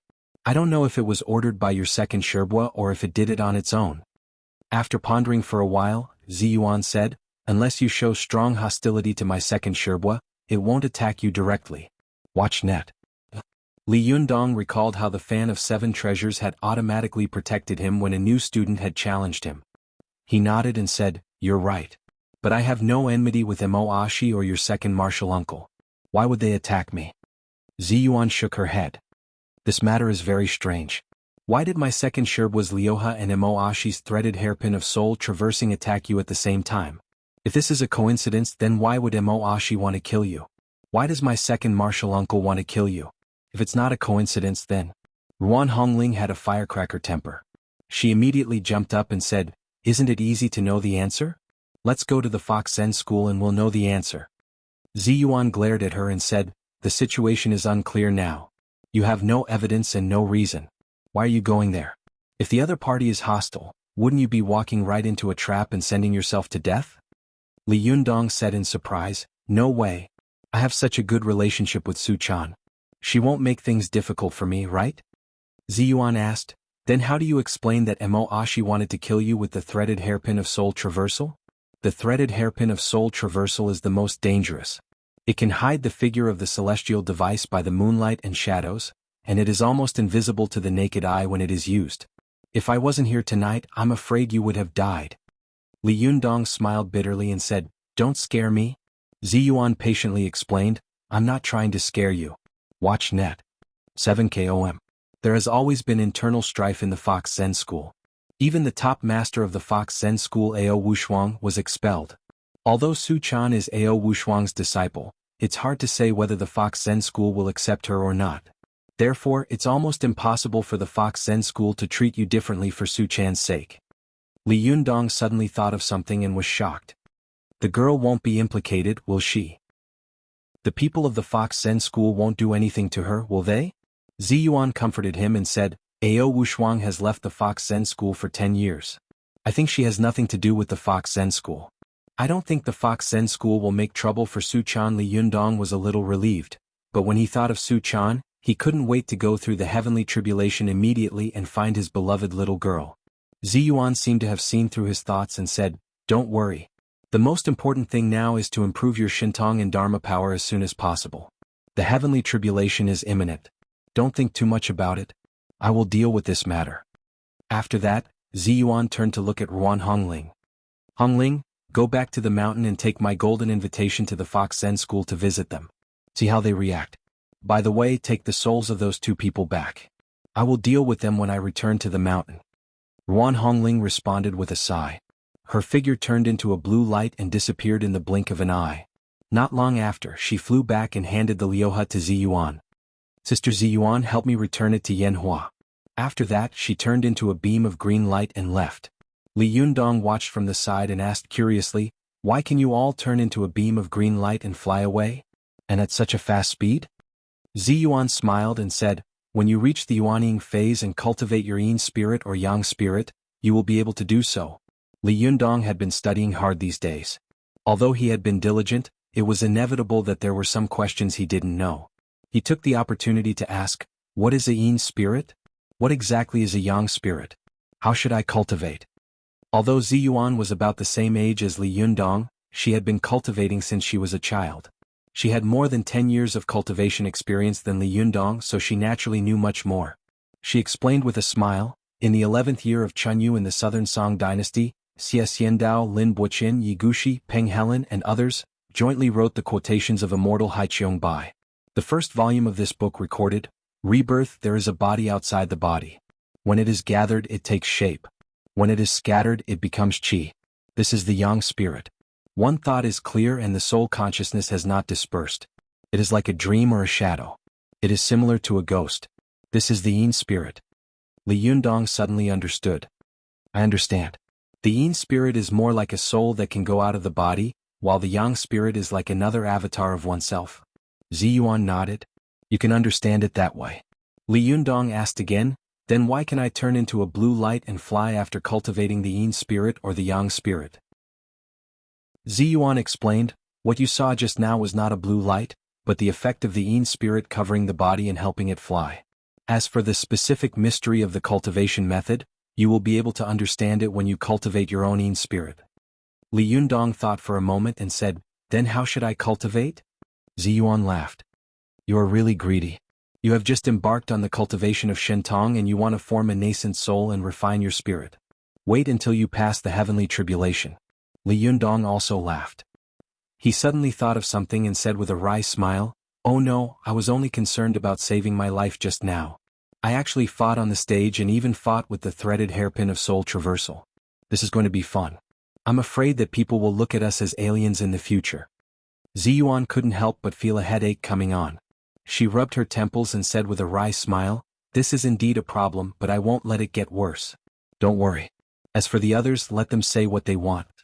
She suddenly smiled sarcastically and said, in this world, everyone either listens blindly or doesn't believe anything and only believes in themselves. They won't believe in these incomprehensible things. Didn't you also look shocked and incredulous when you heard about the Taoist methods of cultivation? Li Yundong smiled embarrassedly and said, I used to be very stupid and naive. Ziyuan glanced at Li Yundong and couldn't help but taunt, I think you are very dirty and violent, aren't you? Li Yundong suddenly widened his eyes and looked at Ziyuan with shock and admiration. He cupped his hands and said, it turns out that Jinren Ziyuan also knows Brother Guanxi. Sorry for my disrespect. Brother Guanxi is so famous that even Jinren Ziyuan, the eldest Shiji of the Linggong sect of the Jingyi school, also knows his name. It seems that Brother Guanxi can smile in the underworld.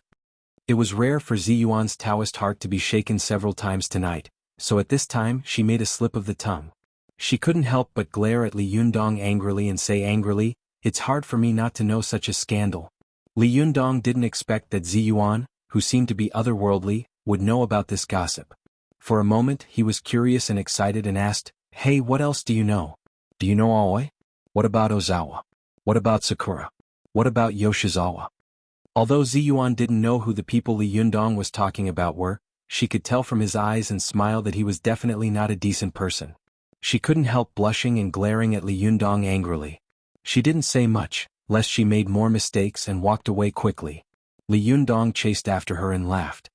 Hey, don't go. It's also good to exchange experiences.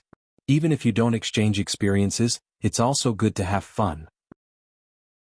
At this time, Li Yundong was still dressed as a sword sage, and Ziyuan was still dressed as Zhao Linger.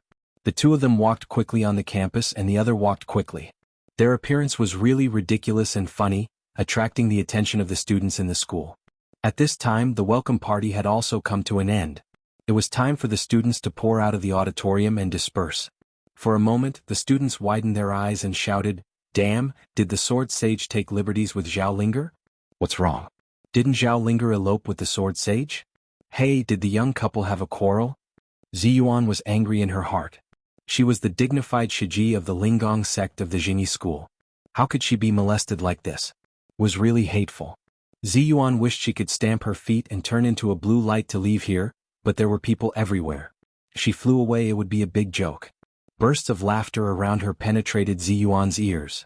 Finally she couldn't help but turn around abruptly. The expression on her face was that she wanted to strangle Li Yundong, the frivolous and rude bastard, to death. Li Yundong saw that her face was full of anger and her eyes were full of fire.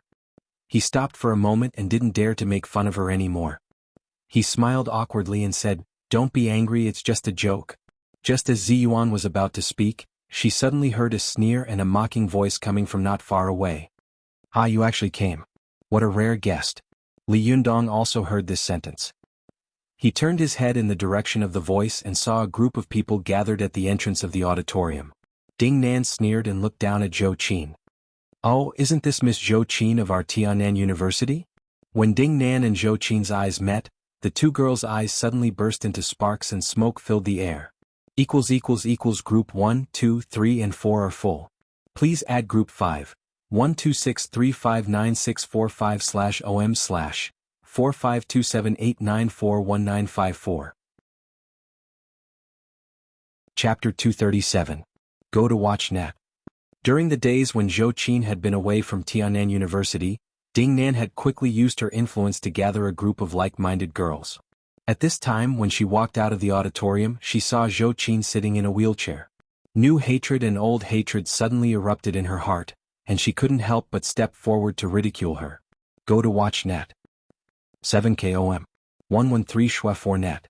Seeing Ding Nan's provocation, Zhou Qin sneered and said, Hey, isn't this Ding Nan? She glanced at the group of girls standing behind Ding Nan and said with a smile, What's wrong? I haven't seen you for some time. Have you joined a club? Ding Nan saw Zhou Qin sitting in a wheelchair and knew that the power she had relied on in the past had been destroyed, but she was still arrogant. She couldn't help but sneer and say, I haven't seen you for more than 2 months. You've changed a lot, haven't you? But you're still sharp-tongued. When Zhou Qin heard Ding Nan's sarcasm that she was now a cripple in a wheelchair, her face suddenly darkened and she stopped bickering with her. Seeing that Zhou Qin was silent, Ding Nan thought that she had backed down. She had known Zhou Qin for a long time and knew that Zhou Qin had a strong personality. She liked to fight head-on and would never compromise. At this time, as soon as she flinched, Ding Nan couldn't help but feel proud and emotional. She sneered and said, "Zhou Qin, as the saying goes, the wheel of fortune turns. Weren't you very proud of yourself before? Why are you suddenly silent today?" Ding Nan clapped her hands and said to herself, "Ah, I know. You must be afraid." Ding Nan snorted and said with a sneer, "What are you afraid of? Is it because you no longer have the power to order me or threaten me? Is it because you realize that you are no longer the proud princess you used to be?" As she said this, Ding Nan raised her head and laughed. All the resentment she had accumulated in the past seemed to pour out at this moment.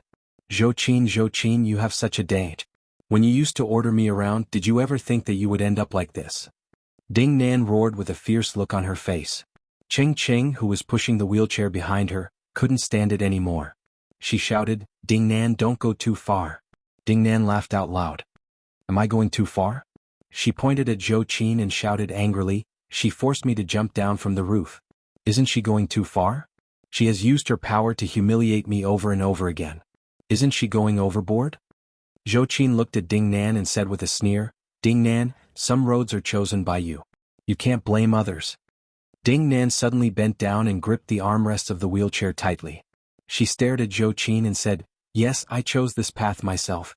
But do I have a choice? Humph, in the past you relied on your wealth and power to trample on me, but now—" Ah, the heavens really have eyes. Ding Nan suddenly straightened up and shouted to the surrounding students, "Look, this is the once arrogant Miss Zhou Qin. She can no longer be as arrogant and domineering as she used to be. Let's take revenge on her enemies and take revenge on her enemies." Ah. Although Zhou Qin had been arrogant in the past, she had always kept a low profile in school and had never had any grudges with anyone. In particular, she was extremely beautiful. At this time, she was sitting in a wheelchair, which made people feel sorry for her. Who would come to make trouble for her? Ching sneered and said, "Ding Nan, have you had enough? Do you think everyone is like you?" Ding Nan looked at her with hatred, gritted her teeth and said, Ching, this is none of your business. Get out of my way." Ching shouted angrily, "Zhou Qin is my friend. Her business is my business." Ding Nan laughed and said, "I'm dying of laughter. Zhou Qin has no power or influence now. Why are you here to help her? Do you think that if you help her like this, she will be grateful to you and you will get any benefits?" Ching was so angry that her face turned pale. She was about to yell at her, but Zhou Qin suddenly raised her hand and motioned for her not to speak. Ching snorted coldly and glared at Ding Nan fiercely.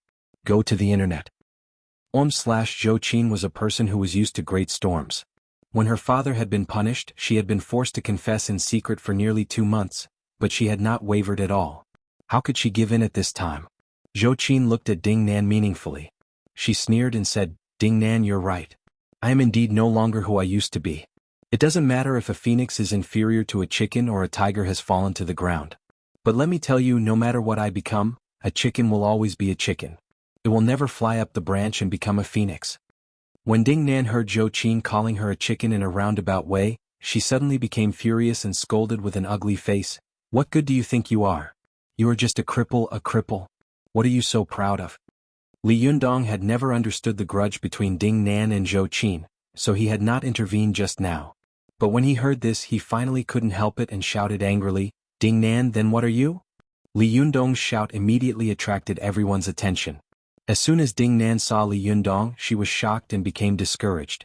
She stammered, "Li Yundong? What are you doing here?" Li Yundong said angrily, "What am I doing? What are you doing?" Ding Nan really didn't want to have a conflict with Li Yundong. She loved this boy, so in the end she had become enemies with Zhou Qin. But now that she was riding a tiger, she had no choice but to bite the bullet and say, "This is between me and Zhou Qin. Don't interfere." Li Yundong sneered and said, "I don't want to interfere either. But what did you say just now? Zhou Qin is already like this. Do you still want to kill her? You don't even have a trace of Buddha's heart. Are you still human? Look at you now. What's the difference between you and a vicious shrew?" Ding Nan looked at Li Yundong in shock. She felt as if someone had pinched her heart hard. She cried out involuntarily, "You don't know. She's pretending. She's lying to you. I know her best. She's the best at pretending and hypocrisy. She..." Li Yundong shouted angrily, "Enough. Do some good for yourself." After that, Li Yundong pointed with his finger and said, "Get out of here. I don't want to see you." Ding Nan's eyes were filled with tears.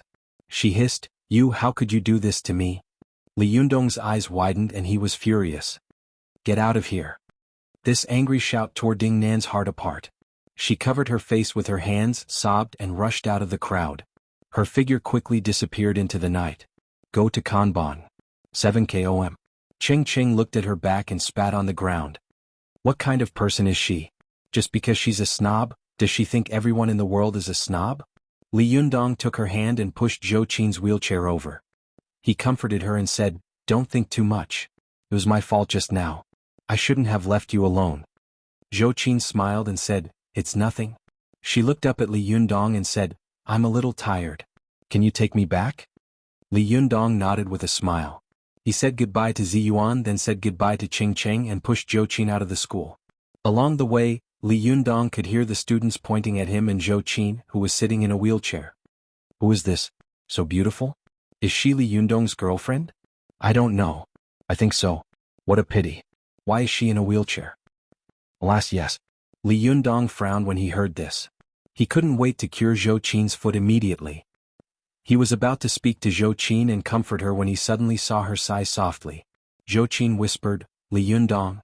Li Yundong bent down slightly and said, "Hmm?" Zhou Qin hesitated for a moment and asked, "Was I really a little too much in the past?" Li Yundong was silent for a moment. He sighed and said, "Everyone has their own good fortune. Others only see that you were born into a better family than them, so they are jealous, but they don't see the pain and difficulties behind it. This can be considered a siege, right?" Speaking of this, Li Yundong's tone suddenly changed and his voice became cold. "But I absolutely can't stand it when Ding Nan humiliates others in public like this. Killing people is just a matter of nodding your head to the ground. You are already like this, but she still humiliates you like this. What is this? If it weren't for the fact that she is a girl, I would have slapped her in the face long ago. Forget it. I was wrong in the past."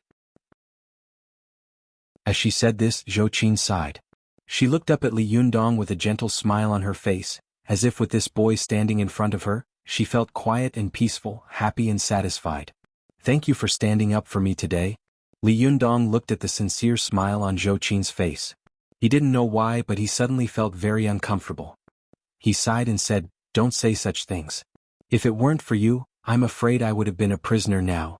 You have done me a great favor." Zhou Qin's face suddenly changed and she said in a trembling voice, "Do you think you want to repay my kindness? That's why you are treating me like this?" Li Yundong was stunned. He hadn't expected that Zhou Qin's expression would change so suddenly.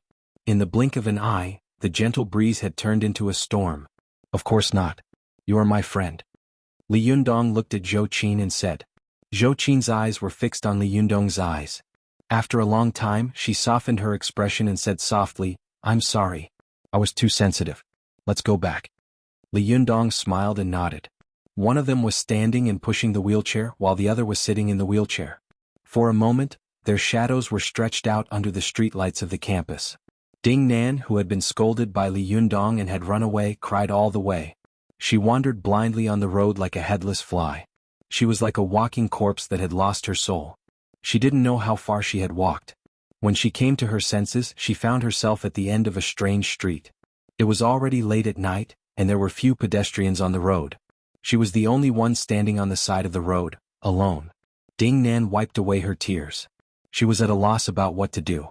Suddenly, a gust of wind swept past her, and then her whole body flew up. When she landed again, she was already in a dark corner of the alley dozens of meters away. An old man with white hair and a ruddy face was holding Ding Nan's neck with one hand. He couldn't help looking her up and down and said in surprise, "Not bad, you are indeed a good tripod furnace. Good disciple, you have picked so many tripod furnaces these days. This one is good, right?" As he spoke, a woman suddenly appeared beside him. She had a coquettish face and a frivolous look in her eyes.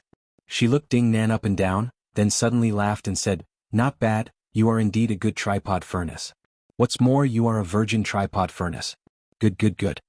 She said good 3 times in a row, but Ding Nan was frightened by them. She struggled and shouted, "What are you doing?" The woman smiled and said, "Stop struggling. No one will come to save you. After I occupy your body, you will be completely obedient." Ah, of course, in a moment your soul will belong to me and your good virgin body. Haha, it's rare to see such a beautiful virgin. With that, the woman rushed toward Ding Nan and jumped into her body in the blink of an eye. Ding Nan looked frightened and struggled frantically. The woman's laughter came to her mind. By the way, you must remember my name. My name is LV Fengping. /OM/ 4527894194. Chapter 238. Go to watch net. Since Li Yundong had destroyed LV Fengping's body and Yin's spirit had left her body, she had been crying and cursing Li Yundong all the way. After a long time she returned to Zheng Yuan, the leader of the Yin-Yang sect in Mount Wuhua. Go to watch net. When Zheng Yuan heard that his adopted son Wu Hao had been killed by a young boy, and that his beloved disciple LV Fengping had been destroyed, he felt that they had formed an irreconcilable feud. Zheng Yuan was furious and wanted to go down the mountain to take revenge, but it was not easy to find a person named Li Yundong in this world. There were so many people with the same name and surname. When he found this guy named Li Yundong and found Tianan City, he was surprised to find that there were people fighting in Tianan City. When he followed his magic power to find her, he was surprised to find Ding Nan, a good human tripod furnace. Most importantly, this girl was not only a virgin Yuanine human tripod furnace, but also had lost her soul. Her spiritual power was very weak, which was very suitable for LV Fengping to be reborn. These days LV Fengping had been looking for Li Yundong, her big enemy, while looking for a good furnace. She had been a coquettish beauty when she was alive, so she naturally refused to make do with it casually. No matter how she looked, she was not satisfied.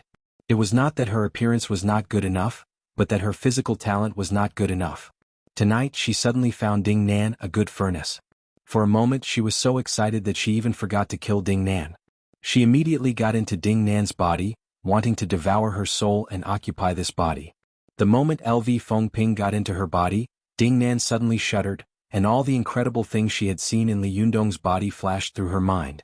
Why was this boy able to catch me from the 5th floor? Why was this boy able to dodge bullets? At this moment, Ding Nan seemed to understand everything in an instant. It turns out that Li Yundong is not an ordinary person just like these two people. Ding Nan's divine sense and soul were in a daze in her spirit space. However, LV Fengping was like a tree vine tightly wrapped around her body, getting tighter and tighter. Countless vines pierced into her body from every orifice. LV Fengping smiled proudly and excitedly. By the way, don't struggle. Be good and listen to me. It won't hurt. Just think of it as a nap. Ding Nan was shocked. She looked at LV Fengping, who was getting tighter and tighter in the spirit space, and suddenly said angrily, "Who are you? What do you want?" LV Fengping giggled and said, "You're so forgetful. Didn't I just tell you my name? How could he have forgotten so quickly? But it doesn't matter, you won't know anything in a while. Your beautiful body will belong to me and your soul will also belong to me." Ding Nan was shocked. She wants to kill me? Thinking of this, Ding Nan couldn't help but feel resentment and hatred. In the past, Zhou Qin bullied me and even Li Yundong helped her. Now, even you want to bully me? How could it be so easy? She couldn't help but focus all her resentment on LV Fengping. With a roar, she wrestled with LV Fengping in her spirit space. Watch net. It wasn't easy to occupy a living person's body, especially when the person was still alive and kicking. It was even more difficult. Either the Yin spirit of the person being possessed was so powerful that it was much stronger than that of the person being possessed, and when it invaded the other person's spirit space, it could instantly wipe out the other person's divine sense and soul. Otherwise, even if it invaded the other person's body, it was possible to be wiped out by the other person. Or, the living person could be controlled with drugs so that their divine sense and soul would be weakened to the brink of death, and then their body could be invaded. At first, LV Fengping saw that Ding Nan had been in a trance along the way, so she thought that this woman's soul and will must be weak and easy to bully, so she got into Ding Nan's body without any preparation. But she had underestimated Ding Nan. At this time, ordinary girls might have been crying and begging for mercy, but Ding Nan was not an ordinary girl. In order to achieve her goal, she even dared to take the initiative to attack Zhou Qin. Seeing that Ding Nan suddenly resisted violently, LV Fengping couldn't help being shocked. She threatened in a fierce voice, "Do you think you can be stronger than me? Why are you resisting? Resistance will only increase your pain. It's futile. Don't resist." Ding Nan gritted her teeth and said, "Even if I'm no match for you, don't think you'll have an easy time. I'd rather die with you. LV Fengping was furious. With a loud roar, she began to wrestle with Ding Nan in her spirit space. But after all, this spirit space was Ding Nan's home field. Although her divine sense was strong and she was a cultivator, the power of her Yin spirit had been weakened a lot after so many days without her body to rely on. Moreover, she was a guest army after all. Fighting with Ding Nan in Ding Nan's body, she had suffered a great loss. In addition, Ding Nan's tenacious resistance made it impossible for her to win quickly. She was dragged into a battle of attrition, and the power of her Yin spirit was constantly weakening. Watch net. Taking advantage of her home field advantage, Ding Nan fought more and more bravely. Gradually, she even took the power of LV Fengping's Yin spirit as her own. The chaotic and dark spirit space around them began to brighten, and there seemed to be dazzling sunlight shining above their heads. LV Fengping's Yin spirit became weaker and weaker. In the end, there was only a thin layer of shadow left. She looked at Ding Nan, who was getting stronger and stronger in fear and despair, and said in a hoarse voice, "How is this possible? How can your divine sense be so strong? It's impossible." Ding Nan lost her temper. It was the first time in her life that she had won so happily. Ding Nan laughed, stretched out her hand and grabbed LV Fengping's neck with one hand. She said ferociously, "If you want to kill me, then I'll kill you. Anyone who goes against me will pay the price." As she spoke, she squeezed hard. It was a pity that LV Fengping went for wool and came home shorn. She wanted to devour Ding Nan's soul and occupy her body, but she didn't expect that in the end, her Yin spirit would be devoured by Ding Nan. With a roar, her Yin spirit exploded in an instant, turning into countless cyan gossamer threads. After floating around in the spirit space for a while, they slowly and automatically began to surge toward Ding Nan's body. As these cyan threads were merged with Ding Nan's soul, she peeped into LV Fengping's memory bit by bit. She suddenly saw a world she had never seen before open to her. The door was dark, mysterious and majestic, which made her excited and fanatical. Although Zheng Yuan was the leader of the Yin-Yang sect, it was extremely difficult to predict what was going on in Ding Nan's body. Even the gods didn't know what was going on in Ding Nan's body. Moreover, he had extremely strong confidence in his beloved disciple. Pinger can't defeat the soul of this lost woman? Are you kidding me? It's impossible. Zheng Yuan had been observing Ding Nan's body with narrowed eyes. He saw that Ding Nan's face had changed from shock and fear at first to anger and struggle, and then slowly to pride and ecstasy. He thought that LV Fengping had taken control of the body, so he stroked his white beard proudly and said with a smile, "How do you feel, Pinger?" Ding Nan slowly opened her eyes and took a deep look at the powerful cultivator in front of her. She resisted the urge to kill the old man. She stared at Zheng Yuanliang for a long time, and the look in her eyes changed. Seeing her like this, Zheng Yuan didn't doubt her. He just asked in a slightly strange tone, "What's wrong? Could it be that you're not used to being a new cauldron?" Ding Nan suddenly smiled strangely. She giggled and said meaningfully, "No, I'm very good. I've never felt so good, Master." Zheng Yuan chuckled and reached out to put his hand on Ding Nan's wrist. "You've just occupied a new cauldron, so it's more important for you to cultivate again. There's no hurry to take revenge. Anyway, the monk can run away but the temple can't. How about we go back first?" As soon as Ding Nan's wrist was touched by him, she suddenly got goosebumps, but she remained calm. She just glanced at Zheng Yuan coldly and quickly and said with a smile, "I'll listen to you, master." Zheng Yuan tilted his head and looked at Ding Nan, stroking his beard. He grinned and said, "Hey, you've changed your body.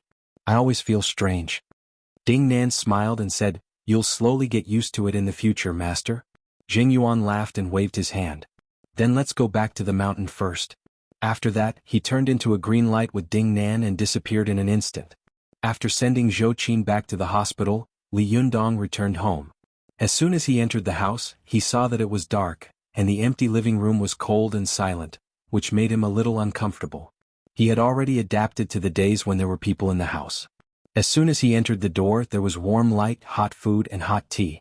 Or it could be said that he had gradually adapted to the appearance of Ziyuan in his life. When Li Yundong entered the door, he didn't see Ziyuan.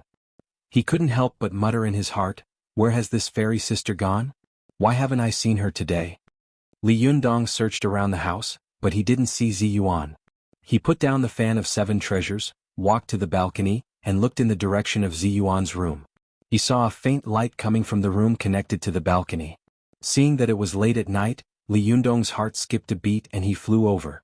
Ziyuan and Ruan Hongling often acted as uninvited guests and jumped onto the balcony of his house without saying hello. However, this was the first time that Li Yundong had set foot in Ziyuan and Ruan Hongling's residence. As soon as he landed, Li Yundong saw that the French windows of the balcony were separated by a thick layer of bright yellow curtains, and a soft light shone through the curtains. Li Yundong gently stretched out his hand and pushed the French windows of the balcony, only to see that they were open. The French windows were not locked. Li Yundong curiously pushed open the screen window and took a look. He saw that there was only one wall lamp in the living room, and the color was very warm. Although the room was complete with appliances and furniture, it looked very modern. However, there was an incense burner on the coffee table in the living room. There were 3 sandalwood incense sticks in the incense burner. The sandalwood incense sticks emitted bursts of green smoke, looking antique in this modern decorated room. Li Yundong looked around the living room. He saw a ray of light shining in the bedroom, so he walked over curiously. He walked to the door and looked into the room, only to see a slim woman in a white dress and a transparent gauze. She was sitting at a desk with her back to him. Li Yundong knew that this woman was Ziyuan just by looking at her back. Under the soft light, Ziyuan's back looked hazy and gentle, ethereal and elegant. There were brushes, ink, paper and inkstones in front of her. One of her slender hands was holding a brush, and her snow-white wrist was as smooth and translucent as jade under the light. For a moment, Li Yundong was stunned. It was as if he had seen the fairy flying out of the Dunhuang frescoes. A beautiful woman was standing in front of him, gently grinding the ink, slowly lifting the brush and elegantly waving the brush. Li Yundong held his breath. He didn't even dare to disturb Ziyuan, for fear that if he made a little louder, he would destroy this beautiful and serene scene. He walked over gently and looked over Ziyuan's shoulder to see the words she had written in front of her. There was a stack of Xian paper on the desk. Ziyuan's wrist gently turned, and the tip of the brush quickly wrote a 7-rhythm poem on the Xian paper. Once the Jindan appears, the fate of the world is set, and the thunder first sounds to see the truth. The spirit mirror is easy to break, and the mortal tribulation is difficult to break with a sword. Yunhai sits and looks at old Yunhai and talks about the wind and dust in front of the stone. Chang'e has no regrets in stealing elixirs. Why should Hongyang envy Zhang Sheng? After Ziyuan picked up the brush and finished writing, she stared blankly at the beautiful handwriting. She was in a daze until the brush she was holding dripped a drop of ink on the rice paper and dyed a black ink spot. She woke up with a start. After thinking for a while, she wrote another name on the ink spot, Wang Yuanshan. After a while, she frowned slightly, hesitated for a while, and wrote another name next to Wang Yuanshan, Li Yundong. After Ziyuan finished writing, she slowly put the pen on the pen holder and sighed softly. Her eyes were blurred and blank as she looked at the Qilu and the 2 names in front of the table. For a moment she couldn't help but be fascinated.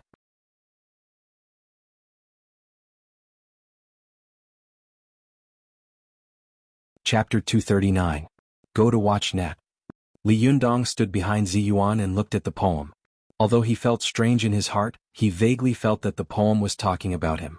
Go to watch net. 7 KOM. Especially the first sentence, once Jindan appears, the fate of the world will be determined, made him feel even more strange. It was as if at this time, Li Yundong seemed to have some understanding of what Ruan Hongling had said to Ziyuan in the past. After an unknown period of time, Li Yundong coughed softly. Ziyuan's body suddenly tightened, and she instantly crumpled the paper in front of her. She suddenly turned around and shouted in a low voice, "Who is it?" She turned around, holding the paper ball in one hand, and the other hand was surrounded by a faint cyan light. It seemed that in the next second, an extremely powerful magic would be released and give people a thunderous blow. When Ziyuan saw Li Yundong, she was stunned. "Why are you here? Why are you here?" Li Yundong coughed dryly and didn't answer. "Why? You've come to my house so many times. Can't I come to your place once?" Ziyuan relaxed her nerves, and the faint cyan light in her hand slowly disappeared. However, her other hand subconsciously clenched the paper ball in her hand. Her ears were slightly red and she looked a little embarrassed, but she pretended that nothing had happened and asked, "How long have you been here?" Li Yundong wanted to ask her what the poem meant, but seeing her like this, he was too embarrassed to ask again. He said, "I just came here for a while." Ziyuan suddenly breathed a sigh of relief in her heart. She quietly hid the paper ball in her hand behind her, pretending to be nonchalant, and asked lightly, "What can I do for you?" Li Yundong had nothing to do at first. He had just come over out of curiosity, but he hadn't expected to see the scene just now. He thought for a moment and casually made up a reason. "Nothing, I just thought of how I subdued the Lioha tonight and had some questions in my heart. Go to watch net." When it came to cultivation, Ziyuan gradually regained her composure. She stood up and said, "What questions?" Li Yundong said, "When I subdued the Lioha, I used my blood because I remember Su Chan once told me that my boy Yuanyang blood was specialized in breaking all the yin qi in the world." Ziyuan nodded and said, "Yes." Li Yundong asked again, "That virgin primordial yin blood should be able to destroy all the yang qi in the world, right?" Ziyuan suddenly smiled faintly. She shook her head and said, "That's not necessarily true. Yin and yang reinforce and counteract each other. The so-called primordial yang blood is specialized in breaking all the yin qi in the world, but it also depends on the specific situation. Your primordial yang blood itself contains a powerful gold core yuan qi, plus your inner core is vigorous and condensed, so your primordial yang blood can break almost all the yin qi in the world. However, if the opponent's yin qi is much stronger than yours, then you won't be able to break through it. This principle is like the relationship between water and fire. Water can put out a fire, but how can a basin of water extinguish a house fire?" After Ziyuan finished explaining, she looked at Li Yundong in confusion and asked, "Why did you suddenly ask this question?" Li Yundong said, "Although it was a little thrilling when I subdued the Lioha tonight, the process was much smoother than I had imagined. Almost as soon as my boy Yuanyang blood touched the Lioha, it was immediately subdued and used by me. So I was thinking that if one day I use the Fan of Seven Treasures to fight with someone, and the other party uses a powerful virgin primordial yin blood to break the yang qi I left in the fan, wouldn't my Fan of Seven Treasures be taken away?" After hearing this, Ziyuan looked appreciative. She said, "The fact that you can think of this shows that you are already a qualified cultivator." "That's right. Yin and yang and the 5 elements of heaven and earth reinforce and counteract each other. If you can know the cultivation attribute of the other party and use it to target it, you will get twice the result with half the effort. This is the reason why you subdued the Lioha. Go to the internet. 7KOM.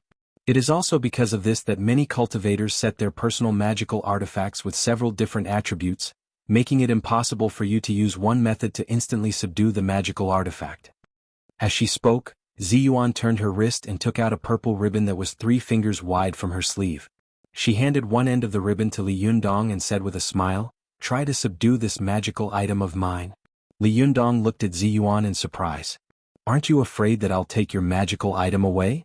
Ziyuan smiled slightly.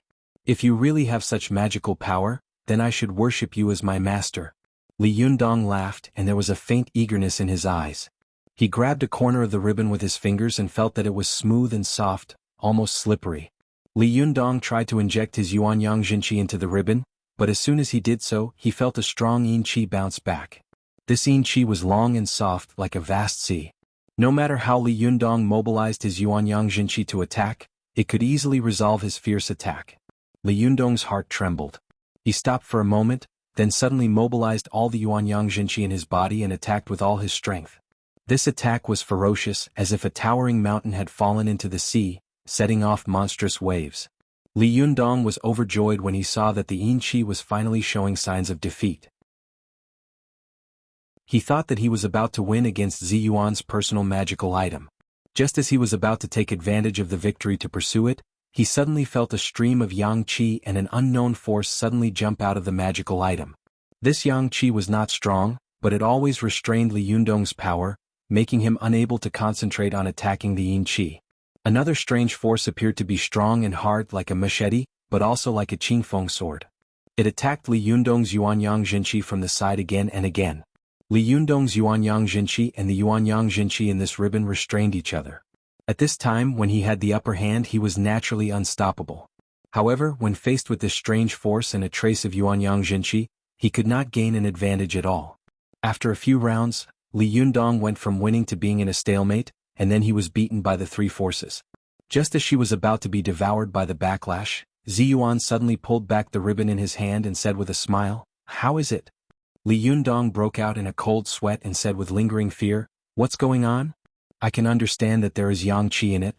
After all, for a cultivator like you, the supreme yin qi produces the supreme yang qi. Yin and yang are endless, which is very normal. But where did the other force come from? What kind of power is this? Ziyuan smiled and waved at Li Yundong. Come over and take a look. As she said this, she touched the ribbon with her finger.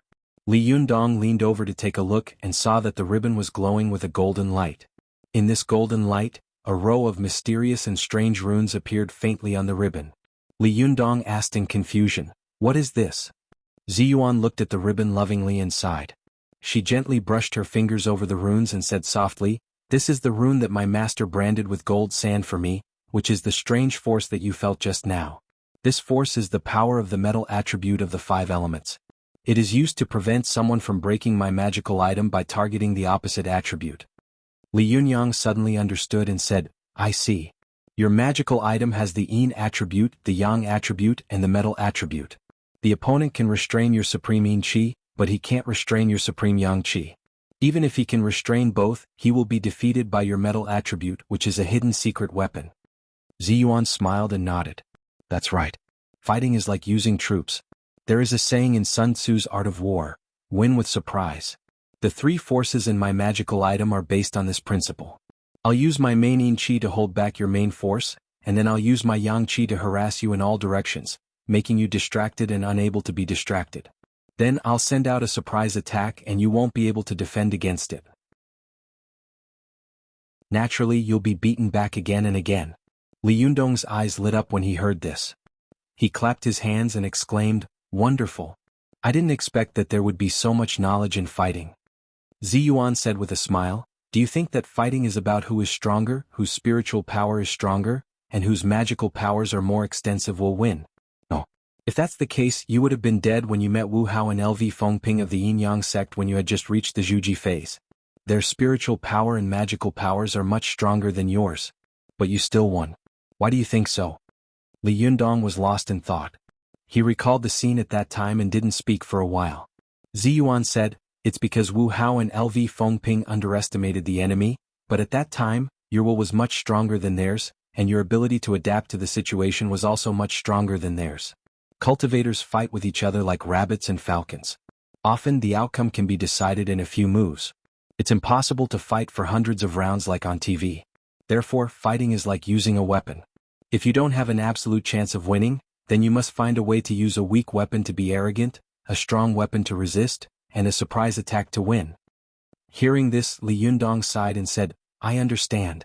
Today, I know why Su Chan said that you are the #1 expert of the younger generation in the cultivation world. Fortunately, when I had just reached the Zhuji phase, the enemy I met was not you. Otherwise, I would have died without a burial place." Ziyuan shook her head and said, "Don't belittle yourself. Your talent is rare in the world and your luck is even more rare. In less than half a year, you have cultivated to the realm of Shintong. This kind of progress is simply shocking. If you continue to cultivate like this for a few more years, I'm afraid that I won't be your opponent." Li Yundong laughed and said, "Well, it's not good for the two of us to flatter each other.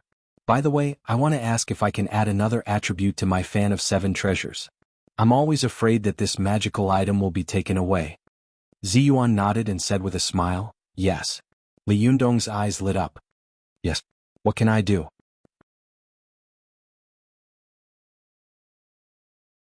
Chapter 240.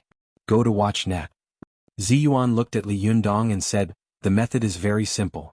Just refine another magical item with other attributes into the fan of 7 treasures. Go to watch net." 7 KOM. Li Yundong asked, "How do I refine it?" Ziyuan smiled and said, "You can slowly figure it out after you pass the heavenly tribulation. But what I want to tell you is that when you fight with others, unless it's a last resort, or if your strength is not absolutely overwhelming, don't try to snatch the other party's magical item. A battle of magical powers is usually a battle between people and celestial instruments.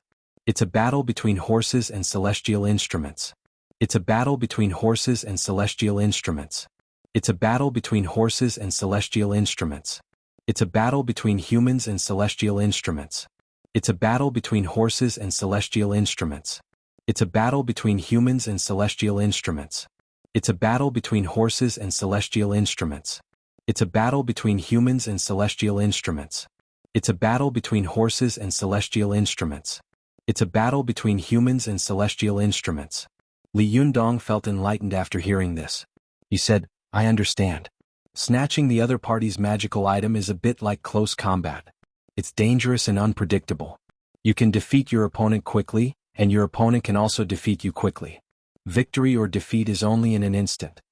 In fighting, close combat was the most dangerous because once you got close to the other party, all the vital parts of the other party would be within your attack range, but at the same time, all the vital parts of the other party would also be within the attack range of the other party. At this time, it was a competition of people's reaction, experience, instinct, and luck. The same was true of fighting. Once it was close combat, the factors that determined the outcome of the battle would become secondary, because if a person was hit in the vital parts with 100 kilograms of strength, he would die. If a person was hit in the vital parts with 10 kilograms of strength, he would also die. The same was true of Jinqi and magical power. Ziyuan nodded and said, that's right.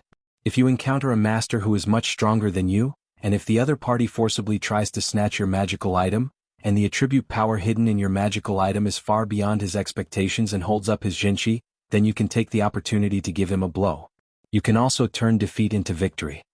Li Yundong let out a long sigh and said, listening to your words is better than fighting for 10 years. Ziyuan couldn't help but purse her lips and smile. What kind of nonsense is that? Li Yundong chuckled and said, looks like I didn't come here for nothing today. Ziyuan's eyes flickered, and her heart skipped a beat. She said, next time you should say hello before you come back. Don't appear behind me silently. Watch net. Li Yundong smiled and said, how could I be silent? You were so engrossed that you didn't even notice me when I walked up to you. Ziyuan couldn't help blushing slightly. She said angrily, anyway, just knock on the door in the future. Li Yundong smiled and said, okay, I'll definitely knock next time. As he spoke, he walked out of Ziyuan's bedroom and went to the balcony. Just as he was about to leave, he suddenly thought of something and asked, by the way, why does your magical item have metal properties, but Ruan Hongling's magical item doesn't? If her magic tool also had this attribute, I'm afraid I would have died long ago. Ziyuan sighed slightly. Hongling is my master's disciple in name, but she has hardly been taught by him for more than a few days. Master only passed on a magical item to her, and then she ascended to become an immortal. There was no time to add other attributes to her magical item. Li Yundong suddenly asked, is your master's name Wang Yuanshan? Ziyuan's eyes were deep in thought. She replied casually, yes. But she soon came to her senses and glared at Li Yundong with shame and anger. Did you see everything just now? Seeing that the situation was not good, Li Yundong laughed dryly and flew back to his balcony shouting, I didn't do it on purpose. I just saw your master's name. Ziyuan was embarrassed and angry on the balcony. Her cheeks were as red as the rosy clouds in the evening, but Li Yundong's words at least made her feel a little relieved. Fortunately, he had only seen her master's name. But before long she suddenly realized something. What did he mean by only saw your master's name?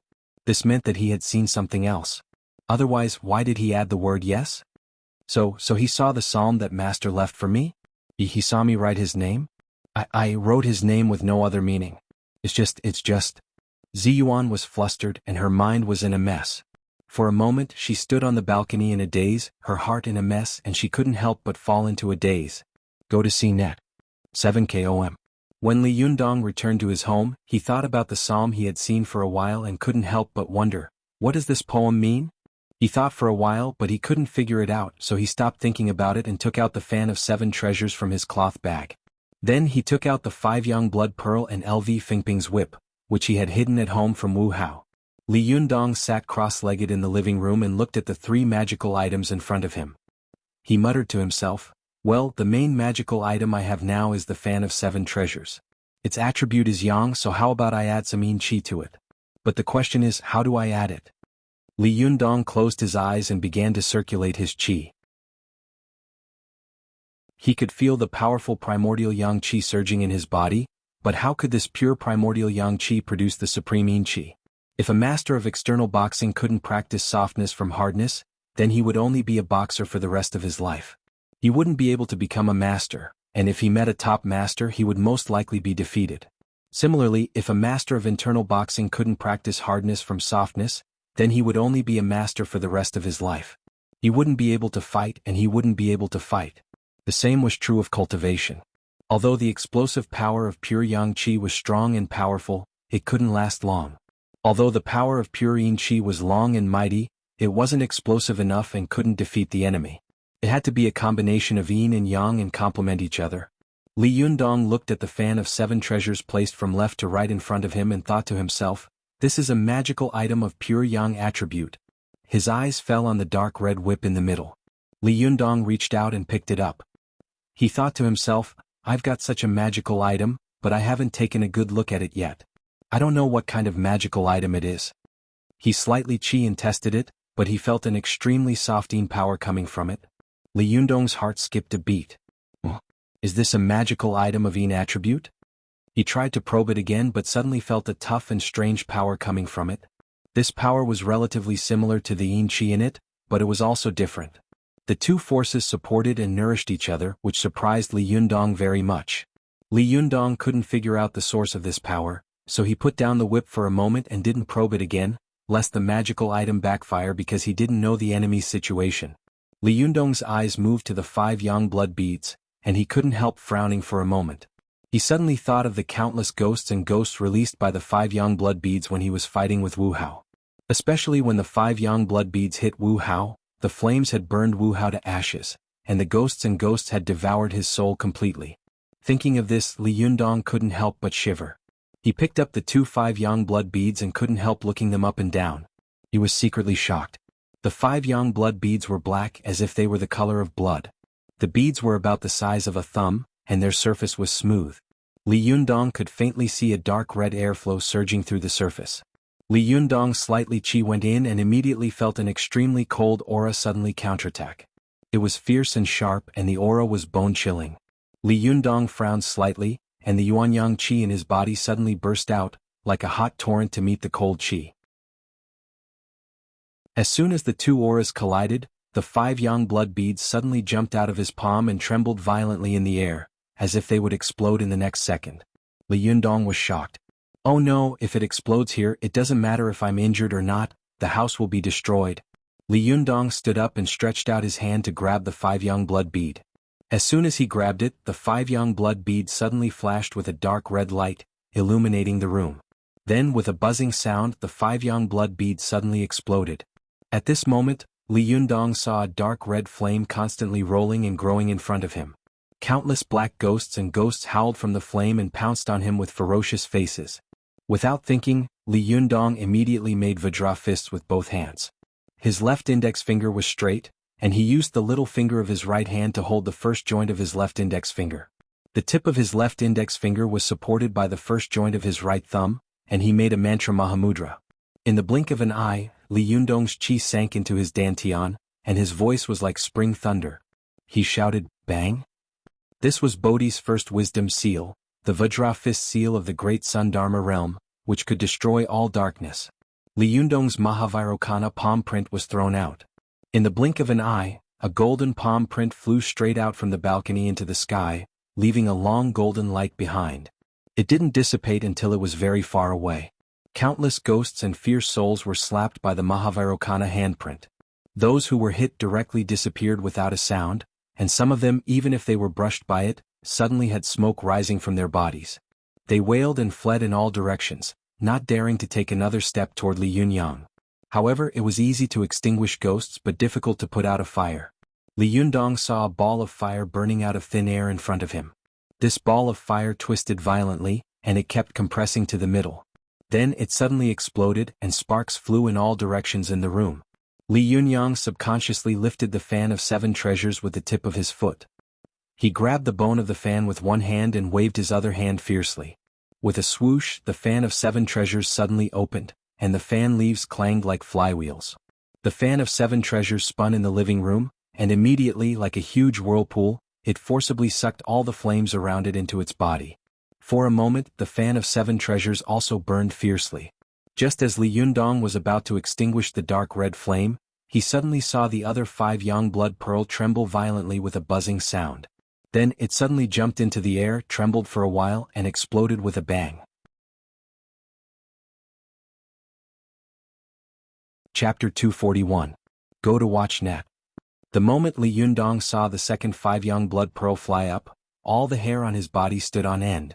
All the 36,000 pores on his body suddenly opened, and the Jinchi in his body suddenly surged out. This was all the potential that a person could burst out at the moment of life and death. Li Yundong's Jinchi poured out like a flood, like a huge wave rushing toward the 5 young blood pearl that was about to explode. Go to watch net.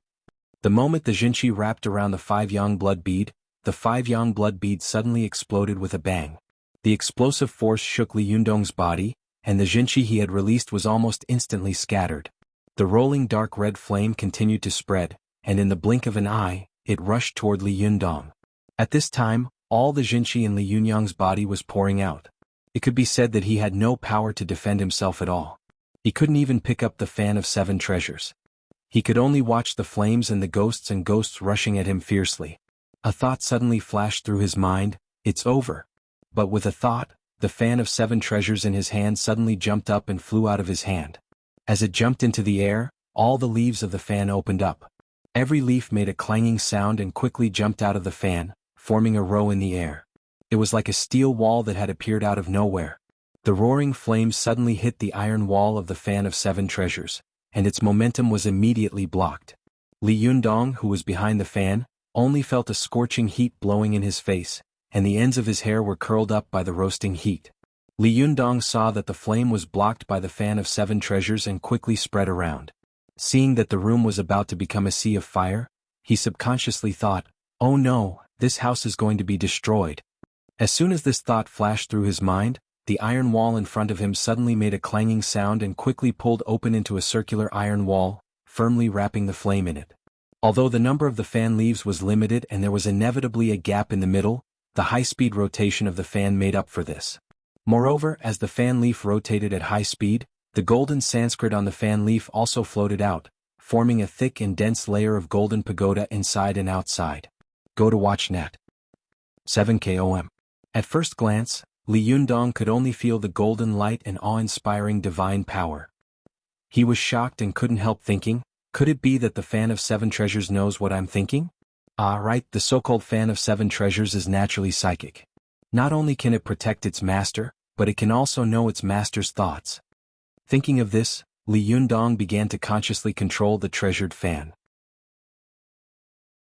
He thought to himself, can I refine the flames and ghosts of the 5 young blood pearl? Sure enough, the rapidly rotating blades of the psychic fan of 7 treasures suddenly stopped, and the golden Sanskrit characters floating in the air around the blades also stopped in the air, as if they were sculptures. After a while, the ribs of the psychic fan of 7 treasures suddenly jumped into the middle of the flames, like a Buddha who was about to sacrifice himself to feed the eagles. It stood in the middle of the flames, receiving the burning of the flames and the biting of the ghosts, motionless. Li Yundong's eyes widened. He saw that some of these fan of 7 treasures were sitting cross-legged and chanting sutras, some were glaring, some were subduing demons, and some were putting their hands together. Their postures were all different. With the sound of the fan leaf spinning, Li Yundong could even faintly hear the solemn chanting of sutras coming from the flames. Li Yundong's eyes widened.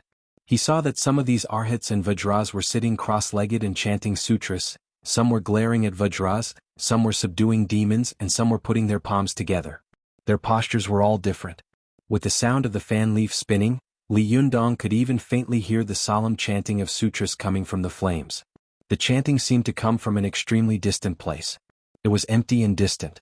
Li Yundong couldn't hear what was being chanted, but he could feel that there was an extremely powerful force in the sutra. The moment the sound of the scripture rang out, the vengeful ghosts in the flames suddenly began to wail miserably. The dark red flames also became alternating between green and blue, twisting and rolling. One after another, the ferocious faces of the vengeful ghosts rolled about in the flames. They looked terrifying and the situation was like purgatory. After a while, the high-speed rotating fan leaf began to slowly close, compressing the flames and ghosts in the middle bit by bit. Gradually they were compressed into a ball. When there was only the size of a fist left, the shining golden Vajra arhats suddenly moved. Their bodies all gathered above the ribs of the psychic fan of 7 treasures, forming a life-sized Vajra. There was a 7-colored halo behind this Vajra, and behind the halo were 5 colored feathers that resembled the feathers of a peacock, bright and dazzling. He had 3 heads and 6 arms and his upper body was bare. The muscles on his body were bulging, and he was filled with a mighty sense of power. He wore a golden Arhat Kasaya, and his feet were bare as he stepped on a 7-colored auspicious cloud. As soon as Li Yundong saw this Vajra, his body shook violently. He suddenly thought of the three-headed and six-armed god he had visualized. He thought to himself, could it be that this three-headed and six-armed Vajra has some connection with the Vajra I visualized? Or is it just a coincidence? As soon as this thought flashed through his mind, he heard Vajra shout loudly and recite scriptures. His voice was loud and clear, but he was speaking in a foreign language. Li Yundong couldn't understand a word at all. He smiled bitterly and thought to himself, F***, no wonder they say that foreign monks can recite scriptures. They're all reciting scriptures in a foreign language. What did he say? After Vajra finished reciting the scriptures, a figure suddenly flashed on the balcony of Li Yundong's house. It was Ziyuan who had heard the sound and was standing on the balcony. When she saw the three-headed and six-armed Vajra, she was suddenly shocked and cried out involuntarily, Akalanatha? As soon as she finished speaking, she saw the Akalanatha suddenly glare at her angrily. With this glare, Ziyuan felt as if she had been hit by a hammer in the air. Her whole body trembled, her heart was pounding, and her Taoist heart was in chaos. Ziyuan was shocked in her heart. So powerful. Is this the deity of the Fan of Seven Treasures? While she was in shock, she saw the three-headed and six-armed Akalanatha disappear in an instant. The fan leaves around the last flame suddenly closed, squeezing all the flames in it and forcibly extinguishing them. The spirit of Compass, who had been squeezed into a ball in the flame, was also squeezed into a cloud of smoke in an instant. Go to see the net. Then the fan leaves separated with a click, and all the fan leaves flew back into the fan bones of the Fan of Seven Treasures. The sound was sonorous like a sword being sheathed. After the Fan of Seven Treasures returned to normal, it folded the fan leaves in the air with a clang and fell to the ground with a bang. However, it did not fall down like a stone monument. Li Yundong walked closer and saw that the fan bones of the Fan of Seven Treasures were faintly surrounded by a layer of black mist. In the mist, there was a distorted and terrifying face of a resentful ghost. What's going on? Li Yundong was taken aback and couldn't help asking. Ziyuan also came over and looked at it carefully. She suddenly raised her head and said in surprise, You refined the 5-yang blood bead into the Fan of Seven Treasures? Li Yundong said blankly, I don't know, but it seems to be so. Ziyuan took a deep breath and looked at Li Yundong with a strange expression. Do you know how lucky you are? Li Yundong smiled dryly and said, It seems that my luck has always been good. Ziyuan shook her head and said in disbelief, You've only been practicing Shentong for a few days, yet you dared to refine a powerful magical weapon into another powerful magical weapon. You're really bold. If it weren't for the fact that the Fan of Seven Treasures automatically protected its owner, and its Vajra Yang Qi just happened to restrain the ghostly Yin Qi of the 5-yang blood bead, not only would this powerful magical weapon have been destroyed, but you would also have been finished. Li Yundong looked aggrieved. Didn't you ask me to refine it? Ziyuan said angrily, I asked you to refine it later, not now. Li Yundong smiled awkwardly and said, I misunderstood. Seeing that Ziyuan was angry, he quickly changed the topic and asked, What did the Akalanatha say just now? What language was he speaking? Ziyuan glanced at Li Yundong as if she was helpless about this shameless guy. She sighed slightly and said, He was speaking Sanskrit. Li Yundong asked, What did he say? Why did the ghostly aura run to the psychic Fan of Seven Treasures after he finished speaking? Ziyuan said, He said, Those who see my body will have a Bodhi heart. Those who hear my name will cut off evil and cultivate good. Those who hear my Dharma will have great wisdom, and those who know my heart will become Buddha. Li Yundong thought of the Buddhist classics he had read and suddenly understood. I see, this is the vow of the Akalanatha. Ziyuan nodded and said, It's also the incantation of the Akalanatha to subdue demons. By chance, you have refined the ghost chi of the 5-yang blood pearl into the Fan of Seven Treasures. It can be said that you are an anomaly among anomalies. Others would never have thought that your Fan of Seven Treasures, which is full of yang qi and majestic and solemn, actually has such evil and vicious spiritual power. If the other party comes to steal your magical item, they will definitely suffer a great loss. Li Yundong laughed and said, This is called good people will be rewarded, and good people will be blessed.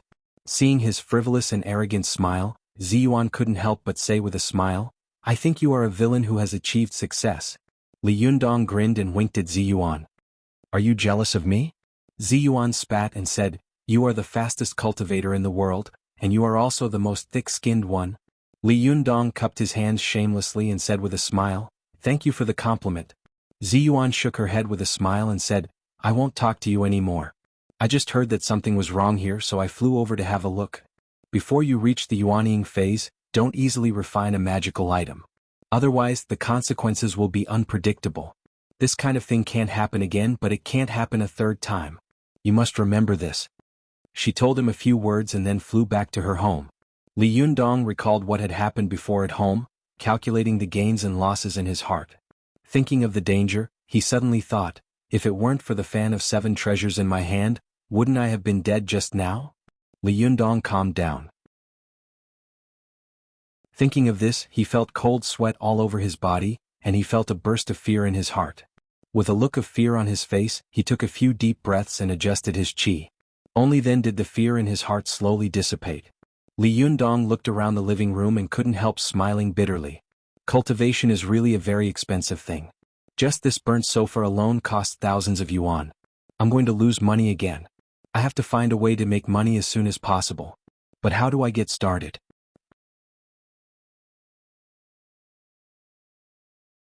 Chapter 242. Go to Watch Network. Li Yundong thought for a while about how to make a fortune, but he still couldn't figure it out. He stopped thinking about it and sat cross-legged in the living room to practice qi all night. The next morning he packed a few meals in a lunchbox, then took the fan of 7 treasures to the hospital to visit Zhou Qin. Watch Net. When he arrived at the hospital and walked to the inpatient building, he was about to enter the gate when he suddenly felt an object fall from the sky. He subconsciously raised his hand to catch it and felt something soft. When he looked closely, he saw that it was a pillow. Li Yundong looked up and saw Zhou Qin looking at him from the railing with a sweet smile. Li Yundong couldn't help but laugh. He raised the pillow in his hand and said, Hey, is this how you welcome me? Zhou Qin obviously seemed to be in a good mood. She smiled playfully and said, I accidentally fell down. Bring it up for me.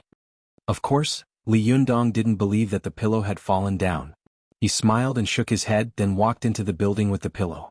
When he arrived at the ward, he saw that Zhou Qin was already at the door, sitting in a wheelchair and looking at him with a sweet smile. Li Yundong smiled and said, You seem to be in a good mood today. Zhou Qin smiled and said, Yes, I see a big fool.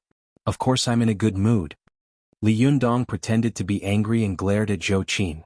I came to see you with good intentions, but you actually mocked me. Zhou Qin's eyes twinkled. She pursed her lips and smiled. I'm not talking about you. What are you so excited about? Li Yundong smiled and didn't argue with her. It seems that what happened yesterday didn't affect you. What on earth made you so happy? Also, how did you know I was coming? How long have you been waiting on the balcony? Zhou Qin waved at Li Yundong and pushed the wheelchair to the bedside. She turned the notebook on the bed and said, Come and see. Li Yundong leaned over to take a look and saw that it was the school forum of Tiannan University. At a glance, it was full of gossip posts from last night's welcome party. 9 out of 10 posts were talking about him and the titles were colorful and colorful. Li Yundong thought to himself. An old and a young couple, a new explanation of the legend of the sword and fairy, the social problems reflected by Zhao Linger's pursuit of the sword saint. Li Xiaoyao, you're a man without a house, a car, or a career. How can I love you? Li Yundong was dumbfounded. F***ck, these B***stars are really good at messing around. What kind of nonsense is this? Zhou Qin giggled and said, The posts here are so funny. There are all kinds of things. Watch Net. 7KOM. Li Yundong, don't think that you're the only badass student in Tiannan University. There are a lot of powerful people here. Li Yundong nodded quickly and said with a speechless expression, Yes, there is always a higher mountain and a higher cow. The two of them chatted and laughed for a while. Li Yundong looked at the posts on the forum for a while and said with a smile, Forget it, I don't want to read it. These people are too free. Shall we continue with the massage? Zhou Qin smiled and said, Okay. Li Yundong thought to himself, It's really strange that you didn't respond at all to the last 2 massages. This time I might as well massage directly near the wound. He said, Don't go out today. Lie down and I'll massage your back. Zhou Qin was stunned for a moment. She suddenly said shyly, Do I have to do it through clothes? Li Yundong suddenly thought of Xuanqi and ambiguous last time. He coughed dryly and said seriously, Benefactor, I don't have the ability to treat wounds through clothes, so I have to offend you. Zhou Qin's cheeks were red. She giggled and said, Are you an eminent monk or a lewd one? Li Yundong had never flirted with Zhou Qin before. At this time, he was teased by such a beautiful woman in front of him. Even though he had a firm mind, he couldn't bear it. He coughed dryly with a straight face and didn't dare to answer. "Hurry up, get on the bed." Zhou Qin also rarely saw Li Yundong so embarrassed. She couldn't help blushing again and teasing him with a smile. "Then you have to carry me to bed." Li Yundong took a deep breath and thought to himself, "Oh my God, what's wrong with this girl today? She's usually a very noble and proud girl. How could there be signs of becoming a pervert?" Li Yundong coughed dryly and bent down. He put one hand under Zhou Qin's knees, and the other hand passed through her back and picked her up. This hug could be said to be like holding a fragrant jade in his arms. The beauty's breath was like orchids. Li Yundong didn't dare to look at her directly. He just put Zhou Qin on the bed without looking sideways. Zhou Qin looked at Li Yundong with some hidden bitterness in her heart. She lay on the bed and turned her head. "Is this okay?" Li Yundong saw that although Zhou Qin was wearing a loose white hospital gown, the curve of her figure was still exquisite, especially the curve of her buttocks, which were high like hills and mountains. Although her skin was not exposed, the curve was enough to make people's hearts beat faster. Go to the internet. Ever since Su Chan had appeared in his life, Li Yundong had been used to seeing all kinds of beautiful women. But at this time he suddenly felt that Zhou Qin, the sickly beauty, had a different kind of charm. The hidden bitterness in her eyes made his heart beat wildly. Li Yundong took a deep breath and said in a low voice, "It's not that I'm not determined, it's that the beauty is too beautiful." After reciting it a few times, Li Yundong felt as if he had been hypnotized, and his expression actually calmed down. Zhou Qin was angry and amused. She bit her lip and looked at Li Yundong with hidden bitterness, thinking that she should make some trouble for him, but Li Yundong's hand had already pressed on her back. This was the first time that a boy had touched her skin. As soon as Li Yundong's fingertips touched her smooth jade-like skin, Zhou Qin suddenly felt as if an electric current had passed through her body. Her body trembled slightly and she let out a soft cry. This charming and flirtatious voice could really move Lu Xiaohui's heart. Even Lu Xiaohui wanted to regain his masculinity. Li Yundong's Taoist heart was almost broken. He suddenly broke out in a sweat and pretended to be angry. He glared at Zhou Qin and said, "What are you shouting for?" Zhou Qin looked back at him with grievance and resentment. The look in her eyes could even refine Vajra Arhat. Li Yundong shouted in his heart, "Amitabha, no wonder the ancient said that beauty is a bone-scraping knife. This girl is trying to make me go crazy." After glancing at Li Yundong, Zhou Qin hugged the pillow and bit it hard with her teeth. She stared at Li Yundong with a pair of eyes that could speak, like a delicate willow that could not withstand the wind and rain. Li Yundong took a deep breath. He rubbed his temples and said with a wry smile, "Come on, you'd better shout as much as you want. Don't look at me like that. I can't stand it." Zhou Qin burst into laughter, buried her face in the pillow and said in a muffled voice, "Hurry up. It won't be good if my father comes back and sees you." Li Yundong pressed his hand on the Shinshu and Qihai acupoints on Zhou Qin's back, gently transferring Yuanyang genuine qi. He said with a wry smile, "He won't shoot me, will he?" Zhou Qin giggled and said, "That's hard to say. My father hates you." As she said this, she thought to herself, "How can he not hate you? You made him lose his official position, and his precious daughter was stolen." Thinking of this, Zhou Qin felt shy and sweet for a moment. She thought of how Li Yundong had stood up to protect her last night, and how he had been taking care of her every day these days. She felt that she was the happiest person in the world. Zhou Qin let out a groan and hid her face in the pillow. Her ears were red with shame. After a while, she saw that there was no movement, so she quietly peeked at Li Yundong. However, Li Yundong's face was serious. His eyes were slightly closed and his expression was focused, as if he was thinking about something. Zhou Qin couldn't help feeling a little disappointed. She turned her face sideways and looked at the boy intently while Li Yundong was lost in thought. There was no reason to talk about love. In the past, Zhou Qin's yearning for Li Yundong had been very complicated. There was a yearning for the mysterious power in his body, a rebellion in adolescence and also a love for Li Yundong. But now Zhou Qin felt that she simply liked this boy. She liked his eyes, his eyebrows, his lips and everything about him. Even if he lost his strength and she lost her extraordinary family background, it didn't matter. As long as she could see him every day and talk to him for a while, she would be very satisfied. While Zhou Qin was looking at Li Yundong in a daze, she suddenly saw a few people coming in from the corner of her eye. It was her father, Zhou Kachang, and two doctors. In the middle of them was a silver-haired middle-aged man. He lowered his head and was looking at the medical records and x-ray photos in his hands. The two doctors were talking to the middle-aged man in a low voice with a fawning look on their faces. It was as if they wanted to stick their faces to his buttocks. Even Zhou Keqiang was faintly fawning over the silver-haired middle-aged man. As soon as they entered the ward, Zhou Keqiang was stunned. The other two doctors were also stunned. They saw a young man putting his hand into Zhou Qin's clothes.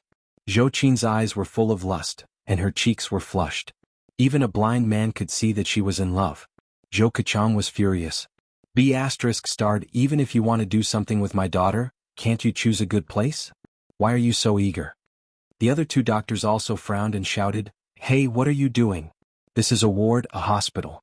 Do you think it's a hotel sauna?" This sentence was a little inappropriate. It seemed to imply that Zhou Qin was a mistress. Zhou Keqiang glanced at them unhappily, but he was already an ordinary person. Even if he was angry, he couldn't lose his temper, so he had to suppress his unhappiness in his heart. The silver-haired middle-aged man also frowned slightly, but when his eyes fell on Zhou Qin, he was immediately shocked. For a moment, there was greed and amazement in his eyes. When Zhou Qin was alone with Li Yundong, she would show some of the demeanor of a little girl, but once there was an outsider, her arrogant temperament and domineering temper returned to her body. She glanced coldly at the silver-haired middle-aged man, frowned, and said, "What nonsense are you talking about? He is my classmate and he is treating my illness." The two doctors thought that Li Yundong and Zhou Qin were doing something shameful in the ward. They were shocked by Zhou Qin's beauty and jealous of Li Yundong's luck with women. At the same time, they felt that the hospital had been tarnished and offended, so naturally they spoke very rudely. One of the doctors sneered and said, "Treating a patient? Is this how you treat a patient? Who does he think he is? How can he treat a patient here?"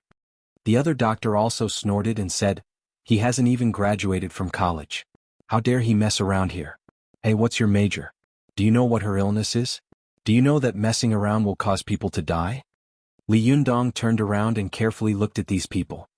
His eyes fell on the silver-haired middle-aged man in the lead. He reached out his hand and said in a neither servile nor overbearing manner, "Are you Zhou Qin's attending doctor?" "Hello, I'm Li Yundong." The middle-aged man had an arrogant look on his face. He stretched out his hand indifferently, and his posture was condescending. He shook hands with Li Yundong as if he was giving alms. He said leisurely, "Are you a medical student?" Li Yundong shook his head and said, "No." The middle-aged man snorted and coldly snorted, "Then I'll have to say a few words to you. Young man, don't be so arrogant. You don't know anything and yet you dare to mess around." Li Yundong frowned secretly and asked, "And you are?" The doctor next to him rushed to say, "This is Zhong Guofeng, a well-known expert in neurovascular and oncology in our country." Expert? The expression on Li Yundong's face suddenly became strange.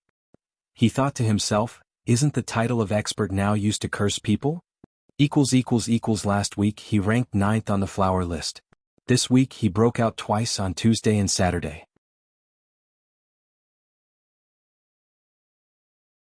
Chapter 243. Go to watch net. Li Yundong had always shown limited respect for experts and scholars. He looked up and down at the neurology and oncology expert and saw that the man was not very tall, about 1.7 meters. He had silver hair, a slightly bald forehead, an oily face and a fat belly. It was obvious that he ate a lot on weekdays and had tumors all over his body. No wonder he could become an oncology expert. A long illness makes a good doctor. Zhong Guofeng glanced at Li Yundong and snorted inwardly. He was used to seeing people with awe and worship when they heard his name, especially those patients. When they saw him, it was as if they were seeing Buddha or Guanyin Bodhisattva. Watch net. 7 km. However, the temperament of the boy in front of him made him very uncomfortable. Although the boy looked young, his temperament was very calm.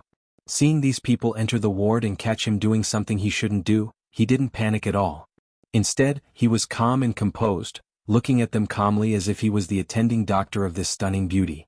Zhong Guofeng was very disgusted with the feeling of turning against the host and being the guest. Even officials had to be polite to him. After all, no matter how high an official was, who wouldn't get sick? Didn't they still have to beg experts and scholars when they got sick? He was used to being fawned over. Today he suddenly met Li Yundong, who not only did not fawn over him, but also looked him up and down with a questioning gaze. Naturally he felt very unhappy. Zhong Guofeng no longer looked at Li Yundong. He turned his face and looked at Zhou Qin with a kind expression, asking about her condition. However, Zhou Qin didn't have a good expression on her face. She was just lukewarm and indifferent, talking non-committally. Li Yundong ignored the supercilious looks of the two doctors next to him and listened carefully to the conversation between Zhong Guofeng and Zhou Qin. When he heard Zhong Guofeng say, "I've seen your radiographic films. I think you'll need surgery, but there's currently no such technology in the country." As soon as Li Yundong heard the word operation, he felt like his butt was on fire. He shouted, "Don't do it." Li Yundong knew that during the Three Kingdoms period, Hua Tuo also had the skills to perform surgery. However, according to the theory of traditional Chinese medicine, surgery was absolutely not encouraged unless it was a last resort. Watch net. When Western doctors performed surgery, they would sometimes make a horizontal incision in order to leave a smaller scar during the suture. This incision could sever one or even several meridians, no matter if it was on the body, back, limbs, or any other place. There were 8 extra meridians in the human body, and 12 in the hands and feet. If Zhou Qin's back was cut horizontally, the governor meridian near the spine would definitely be destroyed. The foot Taiyang bladder meridian and foot Shaoyin kidney meridian would also be cut off. Even if it was a vertical cut, the governing vessel would be cut open. Zhong Guofeng and the two doctors turned to look at Li Yundong. Zhong Guofeng's eyes were filled with mockery and disdain. "What do you think?" A doctor said impatiently, "What do you know? Don't interrupt if you don't know anything." Li Yundong suppressed the displeasure in his heart and said, "The human body is a big furnace. We usually have to hide our yuanqi well, so we pay attention to not talking when we eat, not talking when we sleep, and not talking when we sleep. If you cut her with a knife, not only will you cut open the furnace, but you will also cut off her governing meridian, causing more than half of the yuanqi in her body to run away. Are you saving her or harming her? Even if the tumor can be removed and the extravasated blood can be cleaned, once the governing vessel is severed, it can never be restored." When Zhong Guofeng heard that, he turned around and looked Li Yundong up and down again. "You've studied Chinese medicine before?" Li Yundong said in a low voice, "A little." A doctor on the side laughed and said, "Do you still believe in this kind of thing in this day and age? Why don't you buy some talisman water for her to drink?" "That's right, the rotten wood in the coffin and the blood from a woman's menstrual cycle. Aren't those things used in traditional Chinese medicine? Good stuff." The other doctor also laughed out loud. Watch net. 7KOM. Li Yundong knew that traditional Chinese medicine and Western medicine were at odds with each other. However, it was the first time that he had seen someone who studied Western medicine slander traditional Chinese medicine. He was furious and retorted rudely, "Is your understanding of traditional Chinese medicine so shallow?" The doctor who had mocked him snorted and said, "Oh? What kind of profound understanding do you have? Tell me." Li Yundong walked up to Zhou Qin, suppressed his anger and said, "The tumor and extravasated blood in Zhou Qin's body can be evacuated by the method of qi circulation. It can also be dredged by acupuncture. There's no need for surgery at all." The doctor laughed and said, "Qi circulation? Do you think you're a Qigong master? Come on, Qigong masters have been arrested now, okay? Even Li Yi, who was rumored to be evil a while ago, has been arrested. Don't you know?" Zhong Guofeng, who had been watching Li Yundong coldly, also took the opportunity to teach Li Yundong a lesson. "Young man, history and facts have proven countless times that all the Qigong masters and health masters who have been advocating everywhere can't stand the test of time and are proven to be big liars. Why has traditional Chinese medicine declined? The root cause is that it's not scientific. It's pseudoscience. If you want to study medicine, I can recommend you to study at the top medical schools abroad." Li Yundong was furious when he heard this. All the theoretical foundations of cultivation and the source of everything originated from the theories of traditional Chinese medicine. In other words, they all originated from the supreme treasure of the cultivation world, China's first medical work, the Yellow Emperor's Canon of Internal Medicine. It was on the basis of this book that the various sects of cultivation and other medical works came into being. For example, the peerless cultivation work written by the great grandmaster of the Danding sect, Guhong, also contained a large number of medical monographs. Cultivation and traditional Chinese medicine were inseparable. Those who knew cultivation understood traditional Chinese medicine, and those who knew traditional Chinese medicine understood cultivation. This was the so-called 10 ways and 9 doctors. However, Zhong Guofeng's words completely denied traditional Chinese medicine, which was tantamount to cutting off the foundation of cultivation and denying cultivation. What was the difference between this and digging up people's ancestral graves? As a cultivator, how could Li Yundong tolerate such a thing? Li Yundong was angry, so he flew into a rage. He looked at Zhong Guofang coldly and then said to Zhou Qin, "Do you have a mirror?" Seeing the anger in Li Yundong's eyes, Zhou Qin immediately took out a dressing box from under the pillow beside her and gave it to him. "There's a mirror in it." Li Yundong didn't stand on ceremony. He grabbed the dressing box, opened it and faced the mirror at Zhong Guofang. He said angrily, "Look at your eyes. Do you know that your eyes are cloudy and your eyes are deep?" "What do you mean by that?" "Let me tell you, the eyes belong to the liver. This is a sign that your liver is seriously damaged. You must not sleep on time, eat on time and drink alcohol." Li Yundong didn't wait for Zhong Guofang to refute. He pointed at Zhong Guofang's hair and said, "Look at your hair. How old are you this year? Looking at your face, you're definitely not over 60 years old, but your hair is so white. Do you really think you're an immortal with white hair and a youthful face? Let me tell you, the quality of your hair depends on your kidneys. If you're in your 50s and your hair is white like this, there's probably something wrong with your kidneys." Zhong Guofang was stunned by Li Yundong's words. Before he could react, he saw Li Yundong pull his shoulder with a finger and turn his back to him. The two doctors next to him immediately shouted, "Hey, what are you doing? A gentleman uses his mouth, not his fists." Li Yundong turned his head and glared at them. "Shut up." The two doctors only felt a threatening aura coming at them, so frightened that they sat down on the hospital bed next to them. They wanted to say something, but their mouths opened and closed, unable to say a word. Zhong Guofang was already dumbfounded at this time. He only felt that Li Yundong's two hands were pressing on his waist and kidneys. Immediately, a feeling of soreness and numbness surged up, and he couldn't help but cry out. Li Yundong sneered and said, "Humph, sore and numb, right? Do you know why? You have a kidney deficiency, a big loss. Do you have tinnitus from time to time at night? The ear belongs to the kidney, and tinnitus means that there's something wrong with your kidney. Look at you, you're fat all over, and it's obvious that you have a lot of meals and drinks, so your liver is damaged." As he said this, Li Yundong grabbed Zhong Guofang's wrist again and felt his pulse. Then he reached out to pinch Zhong Guofang's cheek, forcing him to open his mouth. He glanced at his tongue and sneered, "The liver and kidney are the inside and outside of each other. Your liver is not good and you often stay up late, so it will definitely affect your other internal organs. Moreover, your pulse is heavy, smooth and weak, and your tongue is light, fat and white. This is a typical symptom of kidney yang deficiency. You must like women and you must have excessive sex. With your age and body, you like women so much and you want to save face so much. There must be a lot of tiger and wolf medicine." Li Yundong's words were like a needle, and every word fiercely pierced the expert's heart. "It's a disease of kidney yang deficiency, but you still covet beauty and use tiger and wolf medicine. Let me tell you, you will die in less than 5 years." After this sentence, the whole ward fell silent for a moment. Zhong Guofang's face was ashen, and his whole body was trembling with anger. He pointed at Li Yundong and his hand kept trembling. He kept saying you, but he couldn't say anything else. Deep in his heart, he was extremely frightened, because Li Yundong had turned over all his secrets in an instant, and every word had hit his sore spot. The other two doctors looked at Zhong Guofang's expression and looked at each other. Although they didn't say anything, they knew in their hearts that the boy had probably hit Zhong Guofang's weak spot. For a moment they couldn't help but feel guilty. They subconsciously reached out to touch their hair, and then touched the position of their waist and kidneys, muttering in their hearts, "Being a doctor is a lot of pressure and there are a lot of social engagements. There must be some sex to vent. Recently, a lot of white hair has grown and my two kidneys often feel numb and weak. Is it also kidney yang deficiency? == 3:00 tomorrow. You're tuning in to the Han Li's Wuxia Adventures YouTube channel. We're so grateful for your support, and don't forget to subscribe to join us on this incredible journey through captivating stories. Your generosity through donations truly makes a world of difference, as it's the primary source of revenue that allows me to expand and enhance this channel for you. Thank you from the bottom of my heart for being a part of this adventure.